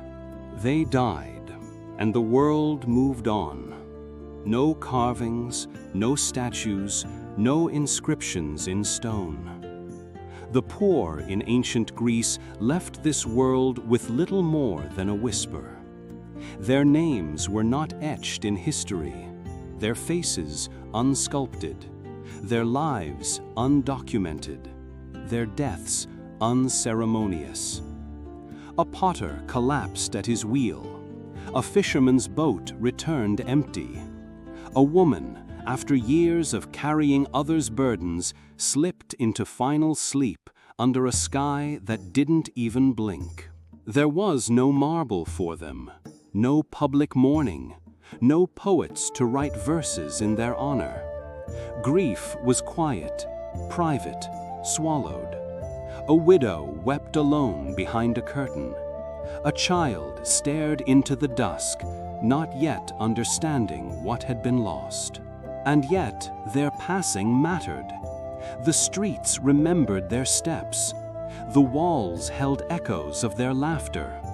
The fields missed their hands. And though no statue bore their likeness, their absence left a hole too deep to fill. In the Agora, debates raged on.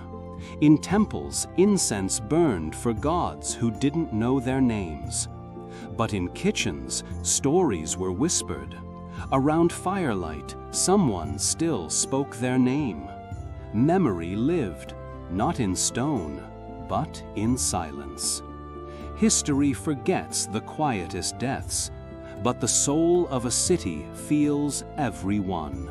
In the grand halls of Athens and under temple arches, marble figures stood tall. Gods, heroes, politicians, but never potters, never nurses, never the barefoot boy who carried water for the stonemason. The statues were not just art, they were declarations of power, of prestige, of whose life was worth remembering. To receive a statue meant something. It meant your name was woven into the city's myth, that your form deserved to last, that your story mattered beyond your breath.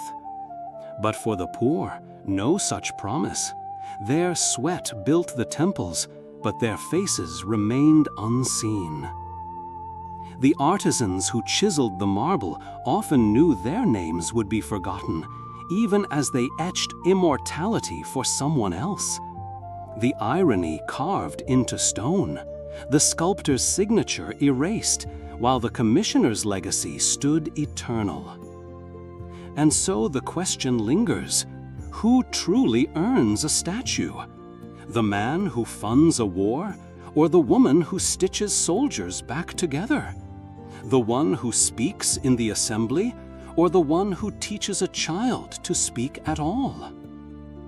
In Athens, statues followed wealth and war, rarely love, rarely labor, rarely quiet dignity. And yet, history is often more honest in whispers than in shouts. So tonight, let us imagine a statue for the unnamed, a shrine for the unheard, a moment for the ones who shaped the world and were never carved into it. Not every story was carved in stone. Some lived only in whispers, in the hush of a mother's song, in the worn pages of a baker's prayer, in the silence between footsteps on a dusty road. These were the stories of the poor, stories too fragile for marble, too real for myths. In ancient Athens, storytellers favored victors, scholars, and men with titles. But what of the old woman who mended cloaks for the winter? What of the orphan who sang in the Agora, hoping to earn a single coin? Their stories were not loud, but they were full of longing, of love, of endurance. No official scribe recorded them. No historian praised them. Yet these forgotten lives held truths more tender than any victory hymn. They were the heartbeats of a city that claimed to be just, but too often judged worth by wealth. The tragedy is not that these people lacked greatness. It's that no one stopped to look, to listen, to write it down. And so, as centuries passed, their names faded. Their laughter became echoes in alleyways. Their struggles, like dust, swept away before they settled into memory. But tonight, we remember them. In the soft cadence of this story, in the quiet glow of a screen, we gather the threads of lives once lived. The woman who raised her sister's children, the man who gave his only bread to a stranger, the child who dreamed even in hunger. They may have been forgotten by scrolls and sculptures, but not by us. Not now, not here. There are places where history wrote no names, no statues, no songs, yet hearts still beat there. In the shadows of temples, beside the walls never praised by poets, the poor lived, and felt, and loved. They weren't heroes in epic tales, they weren't draped in glory or gold, but they carried the city on tired backs. They swept its streets before dawn, tended its fires, and faded away as silently as they had come.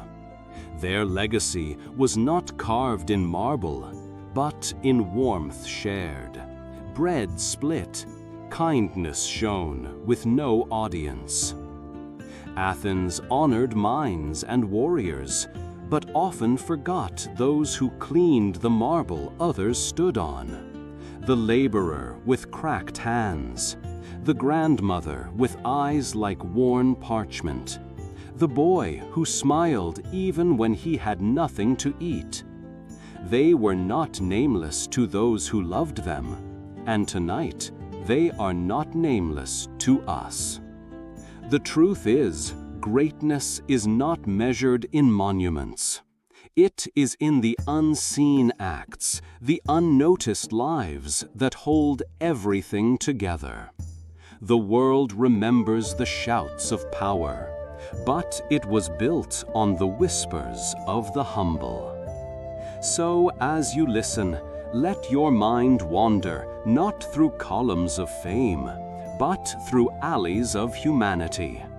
Imagine the touch of a rough hand offering warmth. Hear the lullaby of a mother who had nothing but her voice. Sense the presence of those history passed by, but life did not. They may never have had statues, but they had heart. And heart, unlike marble, never crumbles. Their lives erased by history, yet remembered in whispers, family prayers, and worn gravestones. Athens believed death was not the end, but that belief was often used to wield power. In ancient Greece, death was not the end. It was a passage, a silent turning of the page. The soul, they believed, did not vanish. It crossed into another realm, unseen, mysterious, but very much alive in their hearts and rituals. This belief shaped how the Greeks lived, how they buried, how they remembered. When someone passed, the home turned silent. Mirrors were covered, fires extinguished. The body was washed, anointed with oils, and wrapped in white. Loved ones placed a coin under the tongue, payment for Charon, the ferryman of the river Styx. Without it, the soul would wander, lost between worlds. At dawn, the body was carried through the streets, not with cries of despair, but with songs that sounded more like lullabies. For death, they said, was like sleep, a long journey, not a final goodbye. Family members walked behind in silence, eyes lowered, hearts remembering. The scent of myrrh filled the air, mingling with rose petals scattered on the ground. They believed in Hades, the realm of the dead, not a place of fire, but of shadow and stillness. Elysium was the dream, a paradise for the worthy, fields of eternal spring where heroes rested beneath golden skies. But not all souls reached it. The unburied, the dishonored, the forgotten, they lingered in the mist. And so the living kept the dead alive with memory. Every year they held the Anthesteria festival, a time when the dead returned, not with fear, but with reverence.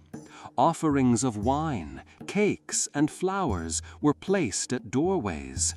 It was their way of saying, "We remember you. You are not gone." To die, then, was not to disappear.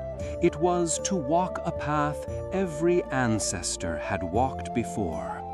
The Greeks taught their children to live well, so they might die well. For death, in their eyes, was not a punishment, but a mirror. It showed the shape of a life. And if that life was kind, brave, honest, the soul would not be alone. In the stillness of the night, when even the stars seemed to hold their breath, the ancient Greeks whispered names that few dared speak aloud: Hades, Persephone, Charon. To them, death was not an end, but a crossing. And like any threshold, it had guardians. Hades was not the devil. He was the ruler of what lay beneath, a king, not cruel, but inevitable. His realm was not fire and torment, but shadows and silence. He did not seek souls, he simply received them. Beside him stood Persephone, queen of the underworld, her story woven with seasons and sorrow. She was not merely a captive bride. She was a bridge between life and death, warmth and chill, bloom and decay. Where she walked, spring hesitated. And then there was Charon, the silent ferryman. With hollow eyes and steady hands, he rowed the dead across the river Styx, provided they paid his coin. No coin, no passage. The poorest souls wandered the banks, forgotten even in death. These gods were not monsters. They were reminders of boundaries, of fate, of what lay beyond mortal sight. They made death sacred and also useful. For rulers, the fear of these deities became a tool. Obey, they warned, or anger Hades. Pay tribute, or risk wandering lost. Temples rose not just to Zeus or Athena, but to underworld gods as well. Offerings were made, prayers whispered, not for glory, but for safe passage. It was a negotiation with eternity, solemn, quiet, resigned. Tonight, as we drift to sleep, we cross no rivers, pay no coins. But we remember the keepers of the gates, the myths that made death bearable, and the silence that followed every name. In ancient Greece, death was not just an end. It was a mirror held up to the living, asking not how they died, but how they lived. Philosophers walked the dusty colonnades of the Agora, whispering truths few dared to face. Socrates spoke of death as a journey, not a punishment, but a release. And in that idea, there was a subtle but powerful reminder. To prepare for death, one must first learn how to live. Children were taught not to fear the end, but to respect the arc of a full life. Elders reminded them, your legacy is not in marble, but in moments. The kindness you offer, the courage you show, the silence you carry with dignity. Funeral rites were not for the dead. They were a message to the living. Processions through the streets, offerings at the grave, the echo of footsteps past stone tombs. All of it whispered one lesson: live so that you will be remembered, not for the wealth you leave, but for the heart you gave. To them, Hades was not only a god, he was a metaphor, a quiet presence waiting to see what kind of story you wrote with your time. And so the Greeks lived with a kind of gentle urgency. They debated, they danced, they broke bread with strangers, because they knew death might take your breath, but not the meaning you gave while breathing. Let this moment be still. Let this breath be enough. And in this stillness may we remember, the end is not the point. The point is how we choose to walk toward it. In the quiet corners of ancient cemeteries, there were graves without names, no statues, no inscriptions, just worn stones and wind-swept dust. These were the final resting places of the forgotten, those who lived without title, died without ceremony, and faded without legacy. To be forgotten was feared more than death itself. In the minds of ancient Greeks, remembrance was a second life, a whisper of immortality through memory. And so they wrote names on marble, lit candles at tombs, spoke of ancestors at meals, not just to honor the dead, but to shield them from vanishing entirely. But not every soul was granted this shield. Slaves, servants, strangers, their stories vanished like smoke. Their bones rested in earth unmarked, their lives dissolved into silence. The fear was not pain, but erasure. Even among the poor, there were rituals, humble offerings, songs hummed at twilight, pebbles placed on stones, a desperate hope that someone, someday, might still remember. To be remembered was to be human. To be forgotten was to never have existed. Tonight, we gather them, the ones whose names were never carved, the ones whose stories were never told. We give them a space in our thoughts. In this silence, in this breath, they are no longer forgotten. Because to remember is to resist oblivion. And in this story, every soul matters. In ancient Greece, belief in the afterlife wasn't just spiritual, it was political. Beyond the stories of Elysium or the rivers of Hades, there was a more grounded reality. The idea of what came after death could shape how people behaved in life. It could be used to control, to guide, even to silence. Temples spoke of divine justice. Priests warned of eternal consequences. And rulers, they often used myths of punishment or reward after death to maintain order. If a citizen feared what might come after, if they strayed from civic duty or dared to question the gods, then loyalty was more easily won.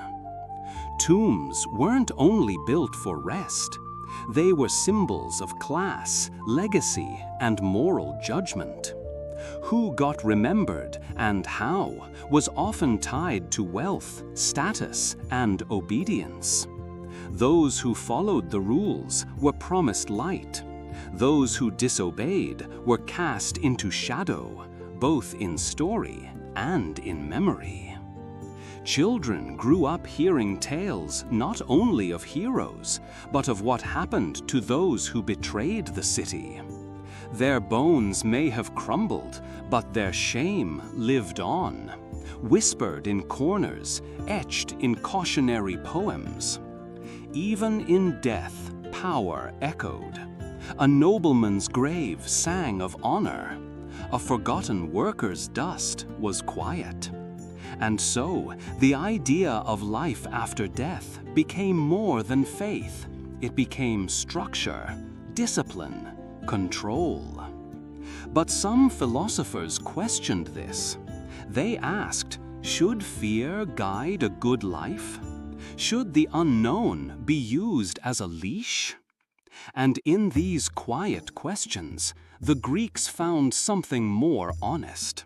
A different kind of afterlife, one not ruled by threats, but by reflection. A chance to live fully, not fearfully.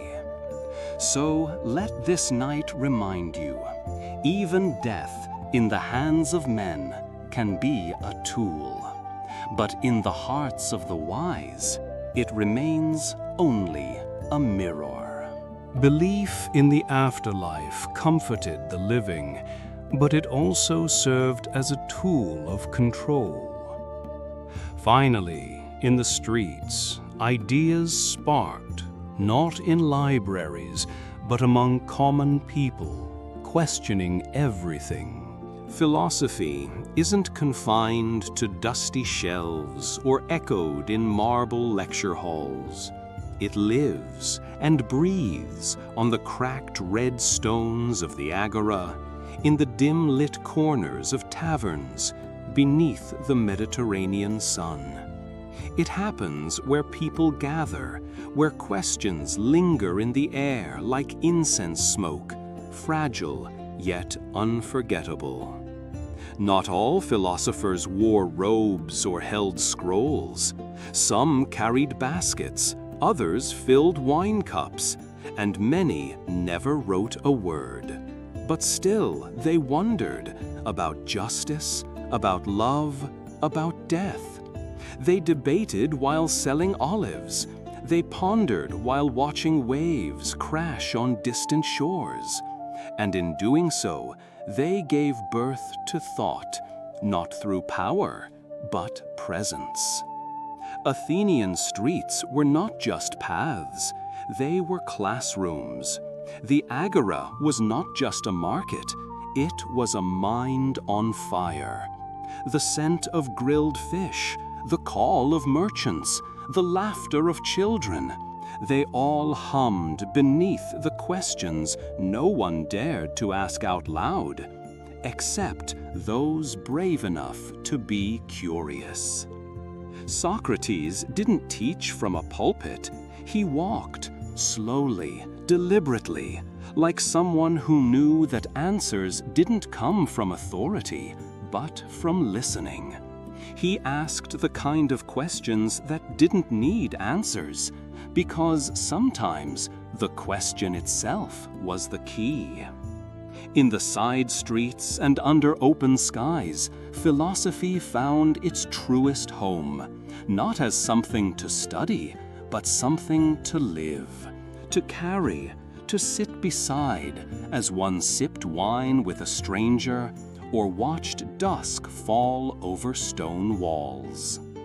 It is here, under the ordinary sky, that we return to something ancient, the right to ask why, and the courage to sit with silence.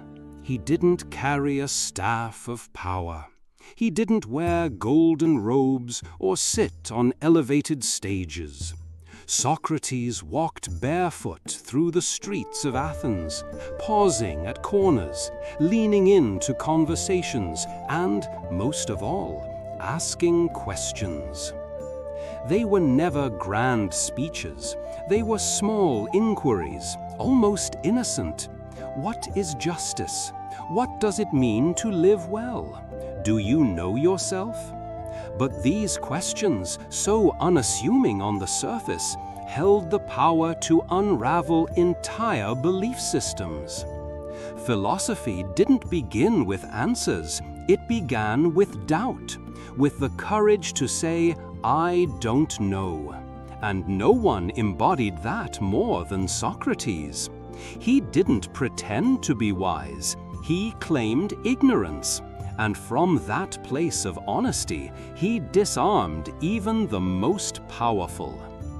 People gathered not because he preached, but because he listened. He questioned cobblers and generals, slaves and aristocrats, not to shame them, but to hold up a mirror, to ask, are you living deliberately or just repeating what others told you? The streets became his classroom. The sky was his ceiling. Every stone was a seat for thought. His method, now known as the Socratic method, was simple. Ask, listen, question again. It was a kind of dance, soft, circular, never forceful. But it left people changed, sometimes unsettled, often awakened. In a world chasing certainty, Socrates taught the value of not knowing, of being humble before truth, of staying curious.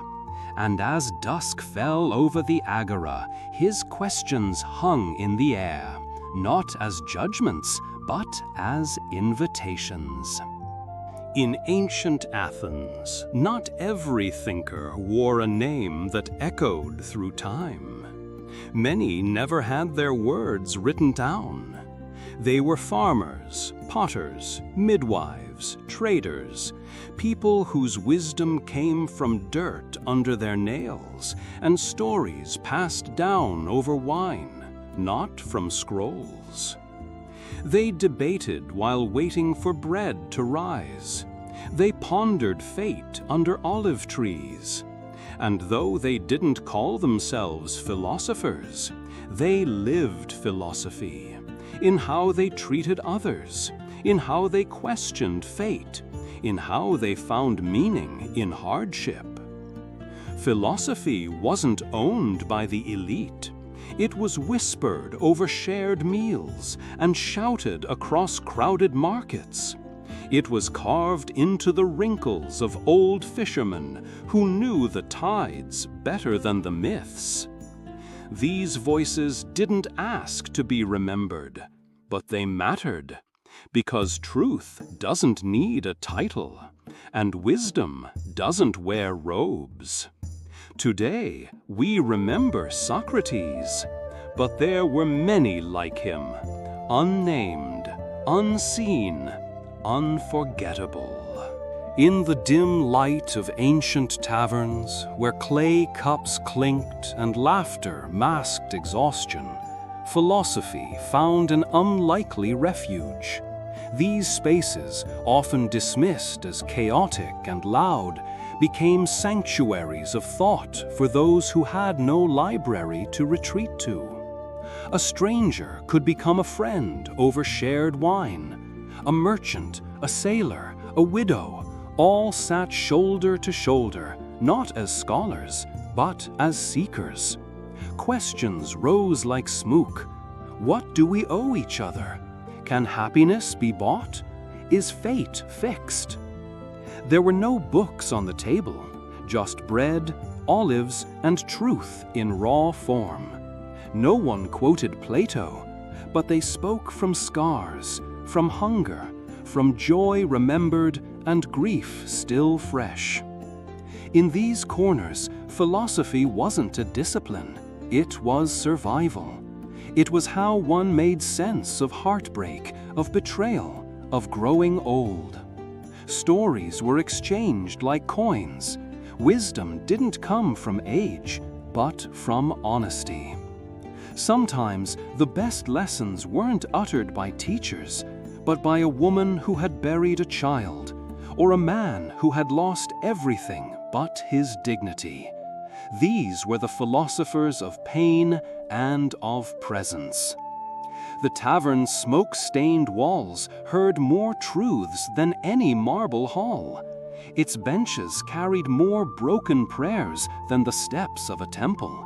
And still, life pulsed, questions endured, and somehow the wine tasted of resilience. Sometimes philosophy didn't need a room, just a tree, a little shade in the middle of a hot day, and a man or a woman with a question. Under the olive trees and fig trees of ancient lands, ideas ripened like fruit.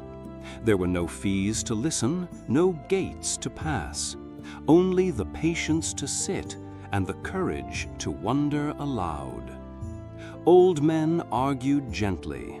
Young minds challenged tradition. Children listened wide-eyed, and the wind carried their words far like seeds. It was here, beneath leaves whispering in the breeze, that questions about virtue, justice, and love were given space to breathe. You didn't need titles to be heard. You needed presence, curiosity. The tree didn't judge. It didn't interrupt. It witnessed. Socrates, they say, preferred these places, not just because they were free, but because they were alive. Philosophy happened best when feet touched earth and eyes met honestly. And maybe the greatest lesson was this: you don't need walls to build wisdom. You need silence, sincerity, and a place where even silence is allowed to speak. In the crowded agora, amidst stalls of figs and fabrics, where the smell of fish met the cries of merchants, philosophy did not wait for silence. It lived in noise, in conflict, in everyday breath. A cobbler might speak of justice while stitching sandals. A baker might reflect on generosity between sales. A slave might whisper a truth sharper than any senator's speech. Here, philosophy wasn't framed in gold or marble. It was wrapped in linen, traded with coins, shouted over disputes. It was imperfect, alive, sometimes rude, but honest. People didn't come to the market to be wise. They came to live, and living, truly living, always provoked thought. The old men leaned on canes and muttered about fate. The young debated freedom while bartering fruit. And through it all, a man like Socrates could be found, not on a podium, but in the mud, asking the questions no one dared to voice.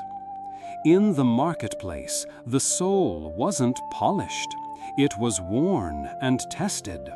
But in that wear, there was beauty. Because even in sweat and dust, the human spirit asked, why? So now, you've walked through ancient Athens. Not the version in textbooks, but the version carved by footsteps, whispers, and the quiet labor of ordinary souls. You didn't just survive a day there. You listened. You remembered. You honored a world that once was, fragile, flawed, but achingly human. And yes, we've done our best to bring this past alive with care and reverence. But if any moment seemed too simple or not complete, know this: history is vast. No story captures it all. But the heart of it, the feeling, is what we hoped would reach you tonight. If this story whispered something to your soul, a thought, a silence, a spark, then stay with us. There are more nights to walk, more worlds to visit, more stories that deserve to be told gently. Subscribe to join our next dream.